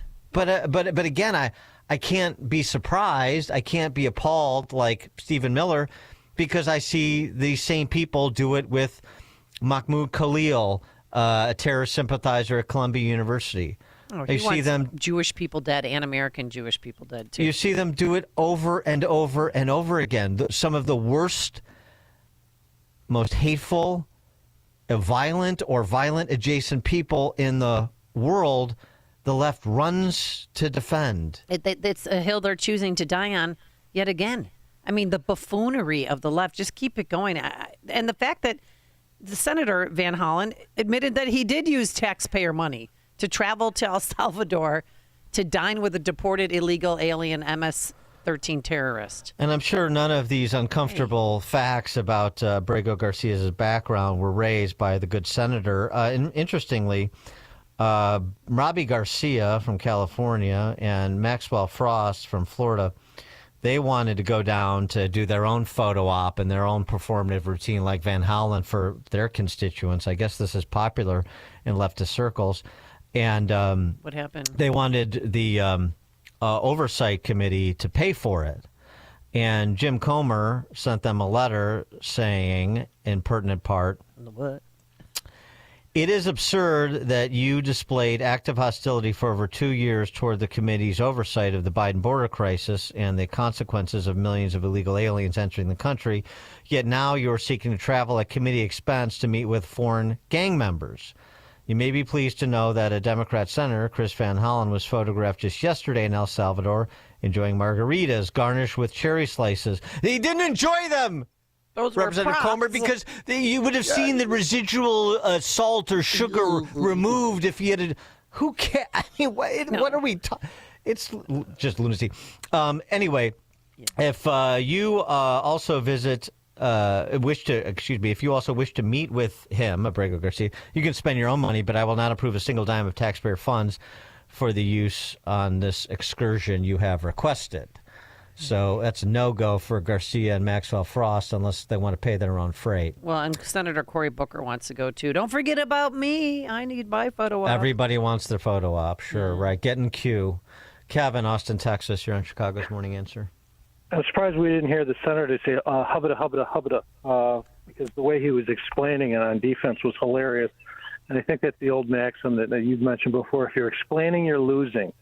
And it seems like the left has been doing a lot of that recently, because they try to get a victim or they try to get a perpetrator to flip them to a victim. So, anyhow, I just thought it was hilarious the way he was defending himself. Thanks for the call, Kevin. Jordan in Antioch. Morning, Dan. Morning, Amy. Hey, was he imposing the, what was that, the Clinton or the Lewinsky defense? I sipped, but I didn't swallow.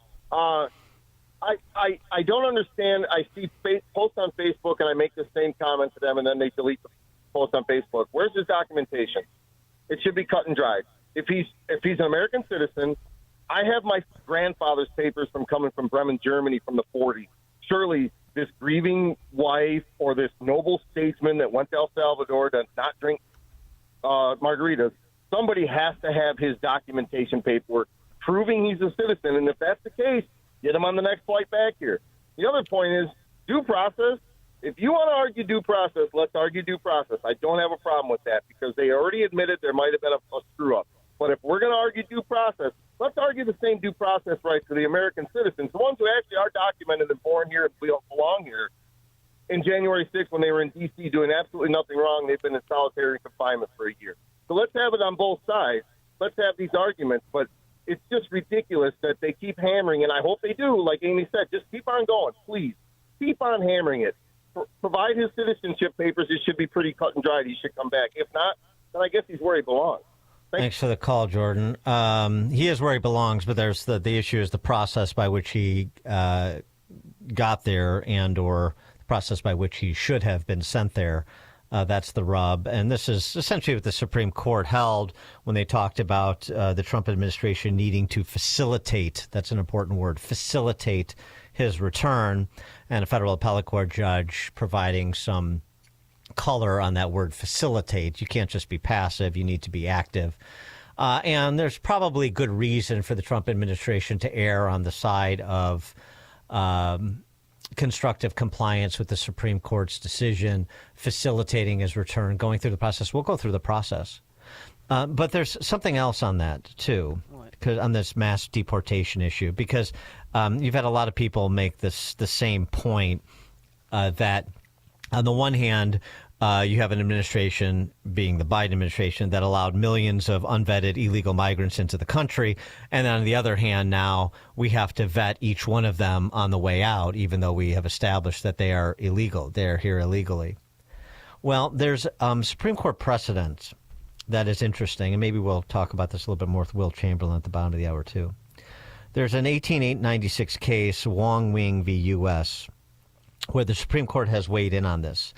And they distinguish deportation as a civil process versus imprisonment as a criminal penalty. In the Wong Wing case, no limits can be put by the courts upon the power of Congress to protect by summary methods the country from the advent of aliens whose race or habits render them undesirable as citizens, or to expel such if they have already found their way into our land and unlawfully remain therein. But to declare unlawful residence within the country to be an infamous crime punishable by deprivation of liberty and property would be to pass out of the sphere of constitutional legislation unless provision were made that the fact of guilt should be first established by a judicial trial. So Wong Wing is the SCOTUS case that explicitly addresses the government's power to deport illegals while also discussing their due process rights.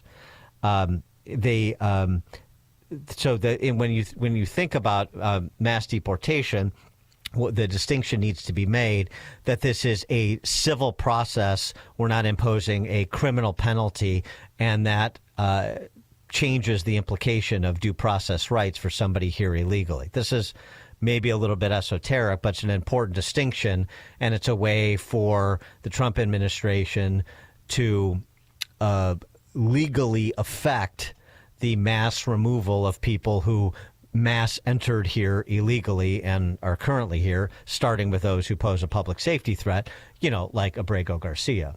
Jerry in Norridge, you're on Chicago's Morning Answer. Hi, Dan. Hi, Amy. Thank you for taking my call. These Republicans could screw up a one-car funeral. I sure hope they enjoy being in the back seat, because that's where they're going to be after these midterms. They are in charge, and yet the Democrats and the left are controlling the narrative.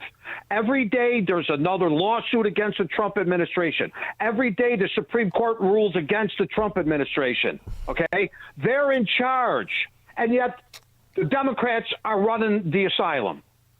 Well, I don't think that's entirely accurate, actually. Thanks for the call, Jerry. Number one, you knew that they were going to litigate everything. That doesn't put them in charge of anything. Number two, it's not, the Supreme Court has not consistently ruled against the Trump administration, including in this Abrego Garcia case, as I was just mentioning, the facilitation that's required. Yes, I know, and we'll get to it with Will Chamberlain, the Alito Thomas dissent in the pause on the use of the Alien Enemies Act to continue the deportations.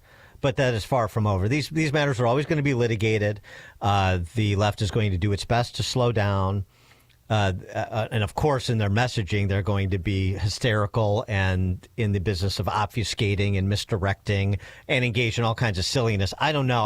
I don't actually think that throwing my lot with Abrego Garcia the way the left is good politics. I don't think Margarita Gate, as Chris Van Hollen is trying to allege, presents you as a serious person that enhances your credibility and appeal as a political party or political leader. I don't think so. They haven't done everything flawlessly by any stretch, talking about the Trump administration. But when it comes to what they have done and what the president has done in a number of areas, he promised to do, with respect to identitarian politics, DEI, gender identity politics. With respect to the DOGE effort, also imperfect, but it is generating a conversation and attention and awareness, and it will lead. Actually, we saw some early numbers out that the deficit unexpectedly decreased for this fiscal year. Long way to go, but it's not a grand slam, but it's definitely been a positive. And when it comes to stopping illegal crossings and moving people who pose public safety threats out of this country, significant progress. It's not going to be a straight line because of the nature of these institutions and how they have been corroded by the left and all these federal district court judges that are wildly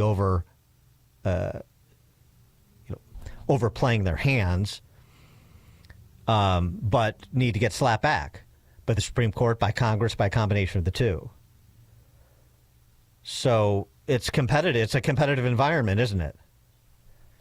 But the idea that the Republicans or the Trump administration is screwing up a one-car funeral here, no, I don't think so. I think that's way overstating the case in terms of their performance. Could be better. They could be a little bit more judicious, a little, do a little bit more measuring twice and cutting once. But generally speaking, they're moving in the right direction, at least on those fronts. Maybe trade, too. That's still more of an open question for me. Deborah in Arlington Heights. Good morning. This is just so simple to me because it's been going on since 2016. The end justifies the means. The bottom line is I hate Donald Trump, and whatever he does and whatever he stands for, I need to stop that, and I need to be against it. And that's what the bottom line is, no matter whether it's Tesla or Russian collusion or the phone call or impeachment or any of these things. It all boils down to I hate Donald Trump. That's what it is for me. That's what I see. Thanks for the call, Deborah. All right, coming up at 8:38, we'll continue this conversation and bring in Will Chamberlain from the Article 3 Project to talk more about these legal matters as it relates to border security and immigration policy. That's 8:38. But first, we have to stop by the newsroom once again and say good morning to John Cruz. Thank you. Good morning. 57 degrees in Chicago and AM 560 The Answer. I'm John Cruz in the AlmostFreeTeeth.com newsroom. We'll see a mix of clouds and wind, a high of 55. The world reacting to the news. Pope Francis dead at 88. The Pope last seen on Easter Sunday. Francis had been battling a respiratory illness for several weeks. Now, Francis met with Vice President J.D. Vance Easter Sunday. This morning, the Vice President reacting, saying, "I was happy to see him yesterday, though he was obviously ill," adding, "May God rest his soul." One person recovering after being shot on a CTA Blue Line train Sunday night. That happened at the CTA Racine station on the near west side. CPD officers responded to a call and found a person shot in the upper right thigh on the train. The victim taken to the hospital, expected to be okay. So far, no arrest and no motive. And an early Easter morning car takeover on Lakeview Street on the north side. Cell phone video showing cars doing donuts and several rounds of fireworks going off at Ashland at West Diversey Parkway. Police responded to the scene but didn't have an update as of this morning. News, a service of AlmostFreeTeeth.com. Have you been getting high quotes for dental implants with medical PPO insurance? It's possible to save 90% off on average. See if you qualify today at AlmostFreeTeeth.com, making smiles great again. Taking a look at the roads in 2 minutes on AM 560 The Answer. AM 560 has marked the start of summer with a night of cigar smoking and great conversation. And this year, we've expanded Cigar Night to 2 nights. Wednesday, May 21st at Gobert's Farm in Pingree Grove. And Thursday, May 22nd at Gaelic Park in Oak Forest. Featuring the great Larry Elder, along with AM 560's Dan Proft and Sean Thompson. Tickets are on sale now at 560theanswer.com/cigar. That's 560theanswer.com/cigar. Sponsored by Level 10 Coatings. If you're looking to purchase a new home or refinance your existing home, you need to call Team Hochberg, your trusted local lender. Bridget, first-time home buyer, posted this 5-star review about her mortgage experience. Team Hochberg made one of the biggest and nerve-wracking milestones in our life such an enjoyable experience. David and Anna talked us through every step in our home buying journey with a very tight timeline and made us feel comfortable every step of the way. We put in an offer at the beginning of November, and with Team Hochberg's help and expertise, we're able to close on our home by the end of the same month. I couldn't say better things about them and our experience. Team Hochberg all the way. Thank you, Bridget. If you'd like this type of 5-star service on your next mortgage, call Team Hochberg now at 855-563-2843 or visit 56david.com. That number one more time and that website you love, 855-563-2843, and go to 56david.com. Lower.com, equal housing lender, NMLS 1124061. Do you remember when you were a kid and you fantasized that your bicycle was a motorcycle? Maybe you even put baseball cards in the spokes to make it sound like a motorcycle, but it really wasn't a motorcycle. Sometimes things just aren't what you want them to be. Like, let's take your retirement, for instance. Sometimes it looks like the numbers are getting to a pretty high amount. Might be $500,000, maybe $1 million, maybe more. But did you factor in all of the things like inflation, taxes, unpredictable market activities, things that make the numbers not appear what they are? Security in your retirement. Does it make you worry sometimes when you see market activity or you hear contradictory evidence of inflation numbers or what taxes will be on retirement? If these things make you worry, get nervous, even wonder if you have enough, well, then it's time to call Tom Fortino and the people of Alpha Wealth Group for a complimentary discovery meeting. And you can do that today. Simply call 630-864-6711. That's 630-864-6711. 6711 or online at alphawealthgroup.com. This Mother's Day, give Mom something that shines as bright as she does. Hi, it's Mike Gallagher. Roland's Jewelers is the perfect place for a gift to make Mother's Day unforgettable. Roland's has such a beautiful selection of jewelry, and I'm a longtime customer of Roland's. I love this place, and I want you to make Mom feel truly special with a stunning Simon G necklace, a Roberto coin bracelet to match her style, or sparkling diamond stud earrings. I love that Roland's is family-owned, and I appreciate their expertly trained sales specialist. Roland's will help you find that perfect gift because Mom deserves jewelry she'll cherish forever. Visit Roland's Jewelers, downtown Libertyville, or RolandsJewelers.com. That's ROLLANDS, RolandsJewelers.com. Roland's Jewelers, a family-owned jeweler you can trust this Mother's Day, like I do. RolandsJewelers.com, or call them 847-918-7300, 847-918-7300, Roland's Jewelers. This hourly segment is brought to you by Forever Remodeling, stress-free and high-quality remodeling. View their stunning transformations online at the number 4everremodeling.com. Traffic is stacking on the Tri-State northbound tollway off-ramp to I-88, the westbound exit ramp, due to disabled vehicle blocking the left lane of the exit ramp. Stop and go on the Stevenson inbound between Ashland and Dan Ryan, also inbound between Harlem and Kedzie, about a 10-minute delay there. An accident in Lombard on Roosevelt Road at Finley Road. In Gurnee, a disabled vehicle on Rollins Road eastbound before IL at 132. Delays on the trains up to 10 minutes on Metro Southwest service outbound to Orland Park and 179th Street. An accident called in Lake Street at Rawling Road in Addison. The Kennedy inbound between Montrose and Damon, about a 25-minute backup there. Solid traffic on DuSable Lakeshore Drive, northbound between Bryn Mawr and Hollywood Avenue. Finally, the Eisenhower, inbound between North Avenue and the Tri-State Tollway, about a 5-minute backup there. This report sponsored by Straight Talk Wireless. Straight Talk might not be on your shopping list, but it should be. Next time you're grabbing some milk off the shelf at your local Walmart, stop by the Straight Talk aisle, switch to real unlimited data. It's quick and convenient. Won't even take up room in your cart. Chicago's Morning Answer continues next, but now check out your forecast from the National Weather Service. Couple of sprinkles in the area this morning, otherwise a windy day, variable cloudiness, high 58. Some clearing tonight. Good night to view the meteor shower, low 44. Clouds and warmer, thunderstorm for late afternoon tomorrow, and the high at 70. I'm Steve Williams on AM 560, The Answer. Now, from the Signature Bank Studios. Only the biggest stories, only the biggest guests, and only the biggest opinions. This is AM 560, The Answer.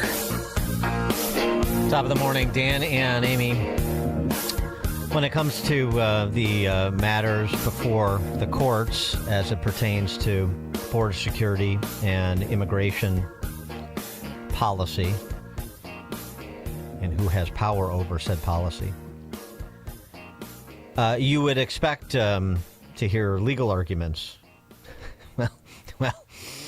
Well, this is what passes for if it's not Chris Van Hollen talking about margaritas, it's Jasmine Crockett, who isn't technically an officer of the court, and she tells us she's a very good attorney. Well, this is her legal analysis of the Abrego Garcia case, and by extension, presidential power when it comes to immigration. But here's the reality. As far as I'm concerned, he's a lot less criminal than the person that's sitting in the White House. Because last time I checked, he doesn't have any criminal convictions. I don't even think he has any outstanding cases versus the guy that still had cases pending when he was sworn in on January 20th and also has 34 felony convictions. So listen, I don't want to hear anything from the Republican Party about how they're trying to keep us safe when their fearless leader is actually the biggest criminal thus far that we have seen, because I haven't seen anybody with a rap sheet that looks like the president's. Sigh. For more on the legal aspects of these cases, please be joined by Will Chamberlain, Senior Counsel at the Article 3 Project. Will, thanks for joining us. Appreciate it. Thanks for having me. With respect to the Supreme Court's late-night action on President Trump's ability to deport individuals. Like this was a group of immigrants in Texas in this case. I'll let you tackle Alito's dissent, which was joined by Thomas. But Josh Blackman, who is a law professor over at George Mason University's Scalia School of Law, called the Supreme Court's, frankly, not dissimilar to Alito, said the Supreme Court violated Marbury versus Madison by granting this ex parte injunction against the executive branch. It didn't have jurisdiction to weigh in on this case at this time in the first place. Yeah, a very bizarre set of behaviors from the Supreme Court on Easter weekend. I don't really know what they were thinking. Josh Blackman's piece pieces actually on this are very, very good. They explain that, basically that what you have is just enormous procedural irregularity because, within 24 hours, the ACLU had gone from the district court asking for an injunction to the Fifth Circuit without even getting a district court opinion. They just said, we're going to treat it as a so-called constructive denial if you don't issue an order within an hour. The Fifth Circuit said, well, no, you need to actually give the district court time to rule on this. You are not the most important people in the world. But then they basically, right before the Fifth Circuit was going to rule, they did the same thing and went to the Supreme Court. And the Supreme Court gave an injunction. And I think Alito's dissent to this was just obvious. Like, what are you guys doing? The whole purpose here, and we have this whole thing about, the Trump administration is lawless. Well, you guys aren't even following the most basic internal procedures and deciding to reach to enjoin the government. I mean, that was the other issue. There's a general longstanding practice that the courts do not enjoin the president of the United States as a respect out of the separation of powers. Right? Article 3 doesn't get to tell the head of Article 2 what to do, and vice versa. But here they enjoined, quote unquote, the government, which would include the president of the United States. So it's an unbelievably sloppy, lawless injunction that shouldn't have been issued. Justice Alito was right.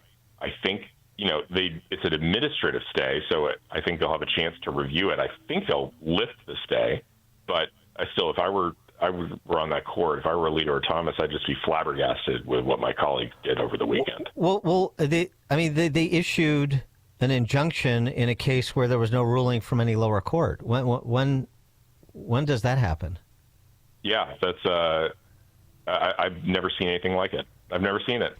So now we have federal district court judges as well as Supreme Court justices abusing their power while accusing Donald Trump of abusing his. Correct. And the freak out is over the thing that Donald Trump ran on. Like, it's not like he's, this should have been a surprise to anybody. Donald Trump ran on deporting illegal immigrants. He said, we're going to have the largest mass deportation campaign in American history. And then he won big.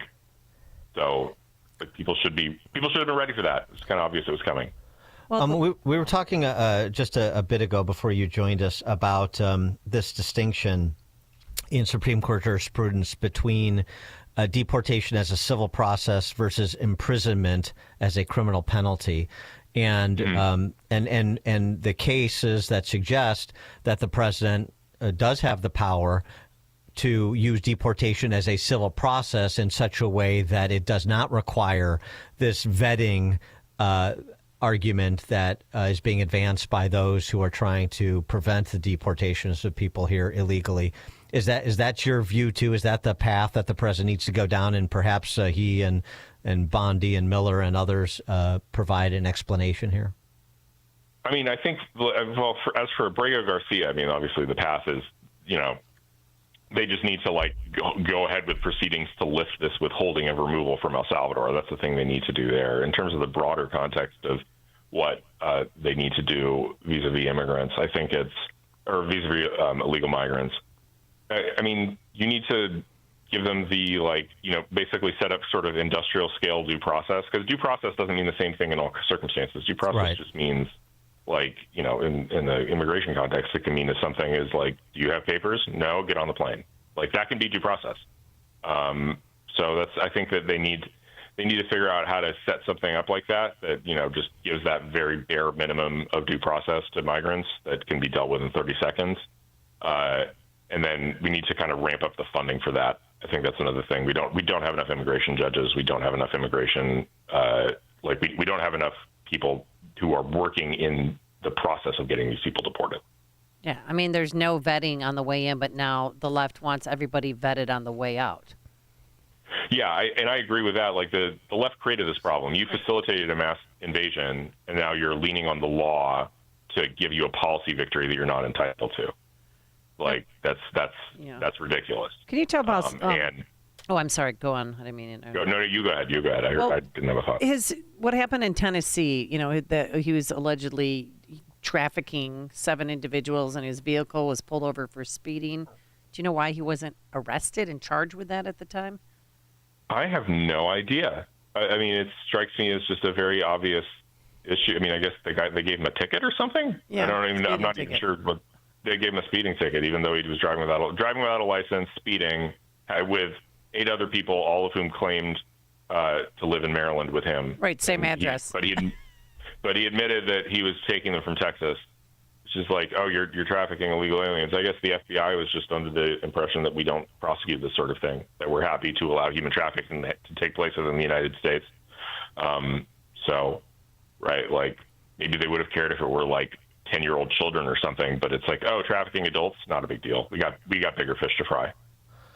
Yeah, I mean so there's a couple things being conflated with Abrigo Garcia, right? One is that he's an MS-13 gangbanger, and he's got a documented history of thuggery, and then the other is the process by which he was removed, and the left is trying to canonize him, which is a bizarre strategy, but go ahead. I mean, once this information continues to get out, you're going to look rather foolish. But in terms of the process and this facilitating his return so that he can get due process that was articulated at the federal appellate court level after the Supreme Court's decision as well, what facilitate means. I mean, what if you were providing advice and counsel to the Trump administration, what would you suggest they do in the Abrigo Garcia matter? Oh, I mean, you want to go to the court and essentially make them keep appealing it until they give you an exact definition of what they want you to do, right? I'm sorry, like facilitate, too vague in this context, because this is not just a random person sitting in the street. Like he's a Salvadoran citizen in the Salvadoran prison. Mm-hmm. So you put out a declaration. You'd want to make clear that it's up to the Salvadoran government. We don't hold him. So just put that in evidence. I don't know that they've actually done that. And then the second thing is, I would go forward and move forward with an attempt to get this withholding of removal to El Salvador lifted. You can do that in absentia, or you could even send an immigration judge down to the U.S. Embassy in El Salvador. And you just start that. I mean, it's not a long process. I think, you give a notification in 30 days, you can have the hearing, and the hearing should take 10 minutes. Because this withholding of removal is predicated on 2 things. 1, he needs to not be an MS-13 member. He is. 2, it's predicated on El Salvador not being a safe place to be deported to. But Nayib Bukele has made it one of the safest countries in the Western Hemisphere. So there's no basis for this thing to stick if the government challenges it. So they should just challenge it. I think that's the advice I would give them. But certainly, yeah, go ahead.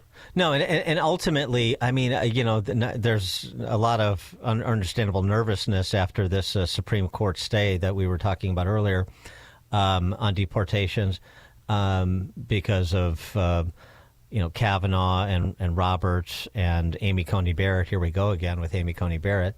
But ultimately, do you have any doubt that Trump will be it will be established by the Supreme Court that Trump does have the plenary power that the president has under the Constitution to make immigration policy?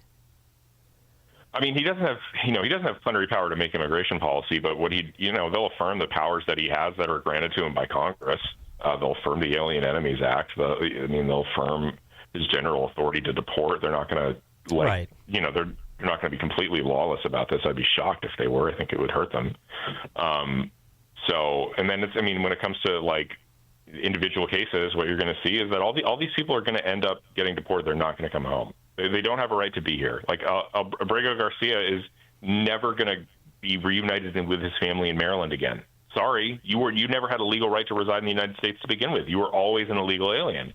So, however the MS-13 stuff shakes out, it doesn't matter. You're not a citizen. You have no asylum. You're not a legal permanent resident. You need to be in El Salvador.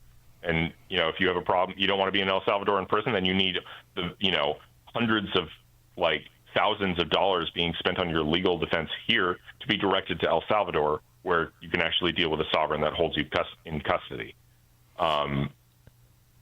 It's as simple as that. And so ultimately, how you see this playing out is that there's going to be these fits and starts with federal district court judges, the Supreme Court, even as we've seen. But ultimately, it's going to end up being more of a resource issue, as you were describing, with the lack of immigration judges and the procedural infrastructure needed to move people who shouldn't be here out. I mean, that's what you see as sort of fundamentally how this plays out. Yeah, that's the biggest stumbling block, is exactly how much due process are these people going to be entitled to? Because they're entitled to, if they're being detained, they're entitled to some, but that some can be extremely limited. And then that plus the combination of, how much resources are going to be available to, because even with the problem, I mean, the Alien Enemies Act might be efficient in one sense, in the sense that it just, the president has this unilateral authority to declare that there's been an alien invasion, to declare that certain class of people are alien enemies, and to remove them. And that's not subject to judicial review, except for the fact that if you've defined a class of who qualifies for the statute, then the Supreme Court has said, and I doubt they're going to move off this position, that people need to have a chance via habeas or some other mechanism to say, I'm not in that class. That's not me. I'm not Tren de Aragua. Mm-hmm. So I don't know that the Alien Enemies Act is going to be more efficient than the standard removal process, which means that it's really... Go ahead. The birthright citizenship case, the Supreme Court has agreed to take up. I mean, given what we've seen thus far, what sort of prospect do you give Trump to win on that? I don't know, maybe 50-50. I think it could go either way. Oh, you think it's that close? Yeah, I think it's very close. I think I could easily see it going. I mean, it's just going to depend on what the center of the court thinks, and I don't know if they've really ever weighed in on this question. They've seemed a little bit more open to kind of lefty hysterics on immigration than I would have liked. I think that all this should have been ignored, that everybody's wildly overreacting to the smallest thing. So I wonder what they actually think about it. That said, I don't think that I think the people saying there is no birthright citizenship do have the better of the argument, especially based on Supreme Court precedent. Like Native Americans at one point, they were residing within the United States, but they weren't understood to be citizens or people subject to the jurisdiction, and there had to be a law passed to grant Native American citizenship. Well, if that's true, I don't understand why Native Americans would have a worse claim to citizenship than illegal immigrants and the children of illegal immigrants. That doesn't make sense. So... Yeah. With Amy Coney Barrett, I mean, there's a lot of focus on her because, of course, she's a Trump nominee that has made some very curious decisions. I mean, sort of Murthy v. Missouri was the beginning of the descent, it would seem. And there's a lot of question. Maybe this is overreaction too. Get your take on it. That it almost seems like there's a personal animus between Amy Coney Barrett and Trump, or a personal animus that she holds against Trump, and she is contorting herself to oppose him where possible. Yeah, I'm not sure what she's doing, honestly. It just feels like this sort of attempt to be moderate, which, moderate for moderation's sake. But I don't see it as particularly principled. I mean, she talked a lot about the importance of regular order and now is signing on to an injunction where there wasn't even a stay of the lower court. I feel like the sort of what this is masking is like she's yet a little bit uncomfortable with the Trump movement and MAGA, even though Trump is responsible for why she has her seat. And I think that she's finding ways to kind of justify it. And I think she also just, it's human, but not a good reason. But I mean, she just might be scared by the way that Supreme Court justices constantly get threats from the left. Like, I think that she, that's had an impact on her, is the way that the left has bullied Supreme Court justices. I mean, we got to remember there was an assassin sent to Brett Kavanaugh's home, or not sent to, but the assassin went to Brett Kavanaugh's home. I think there's a little bit of that. I don't honestly think she's particularly up to the job. Maybe she'll change her, do a little better with these decisions. But I mean, her decision-making in the past 3 months has not been particularly impressive. We'll put it at that. Will Chamberlain, Senior Counsel, Article 3 Project. Will, thanks for joining us again. Appreciate it. Thanks for having me. Thank you. And he joined us on our turnkey.pro answer line. It's like a hot, steaming cup of information to start your day. It's Chicago's Morning Answer on AM 560. The Answer. Wow. At the time of this being written, both gold and silver are up some 40%. That's 40% in just 1 year. In fact, this past year, gold has broken all-time historic records by hundreds of dollars an ounce. And unlike all other financial instruments used today, that historic record goes back thousands of years. In times like these, prices have never been better on most collector and gold coins. Fox Valley Coins in Naperville is trying to keep up with demand. So they're paying the most ever on not only most gold coins and bars, but also those old coin and paper money collections. They're especially looking for the scarcer dates and higher grade coins. Take advantage of the record high market price and our huge demand now, whether you're buying or selling, or just want to find out their worth. Fox Valley Coins is the place to go. Fox Valley Coins is on Route 59, just 1 light north of I-88 at the Naperville-Warrenville border. Family-owned integrity since 1981.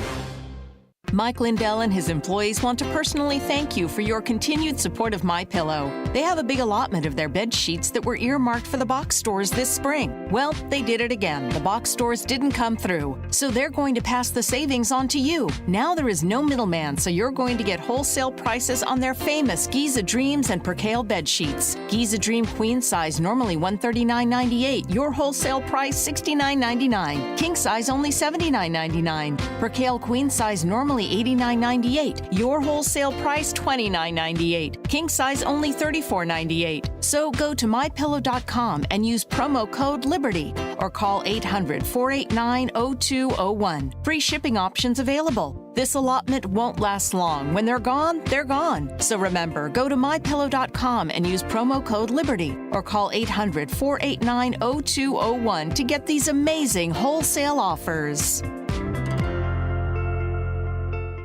Signature Bank is Chicago's fastest growing independently owned business bank, a bank where relationships still matter. Signature Bank knows your name and your story. I'm Dan Proft, and I know this because Signature Bank is my business bank. Hi, I'm Bob Chivato, owner of Go Exceed and a customer of Signature Bank. By leveraging AI and machine learning, we provide data management solutions for corporations to save time and money managing their cellular devices. While we rely on machines to help us run our business, we believe personal relationships are essential. This is why we chose Signature Bank. Having a banking partner who understands our background, our business, and our priorities is fundamental to our success. Any bank can provide basic services, but having a bank that you can trust, one that looks out for you and treats your business like its own, that's irreplaceable. Signature Bank helps local businesses succeed. Want to learn how Signature Bank can help turn your business vision into reality? Call Signature Bank at 773-467-5600 or visit signaturebank.bank. Member FDIC, Equal Housing Lender. Do you owe $10,000 or more in credit card debt or personal loans? With credit card debt at all-time highs, Debt Relief Advocates is urgently notifying consumers of debt relief now being made available, designed to aid consumers with out-of-control credit card debt. Those who qualify and enroll for this relief program will only have to pay back a fraction of what they owe. This is not bankruptcy or a debt consolidation loan. This is a relief program that credit card companies would rather you not know about, as it ends your debt nightmare and saves you lots of money. Consumers owing at least $10,000 in credit card debt or personal loans can now take advantage of this debt relief as the cost of living skyrockets. Debt Relief Advocates has established a relief hotline for you to call to learn what debt reduction you may qualify for, so don't wait. For this free information, call the Relief Hotline at 800-505-8709. 800-505-8709. 800-505-8709. AM 560, The Answer. So, Dan, are you going to tell us where you went on vacation? I played Seminole down in Southeast Florida, which is a bucket list course. All right. And how'd you do? Had an eagle and 2 birdies, but my my sand game was not up for Seminole. It's the green and bunker complexes that are tough. And then Squire Creek in Ruston, Louisiana. Oh, nice. Yeah, it's fun. All right. Glad you had some time off. Glad to have you back. Thanks so much to Quinn McCarthy And to Justin Kosick, our technical producer, and Quinn McCarthy is our producer, don't you know? Today it's going to be another cloudy one. When are we going to see that thing called the sun? It's going to be a little bit warmer, a high of 58 degrees. Then tomorrow, 70 degrees, but likely a chance of an afternoon thunderstorm. It is now 9 WIND Chicago. This is a Fox News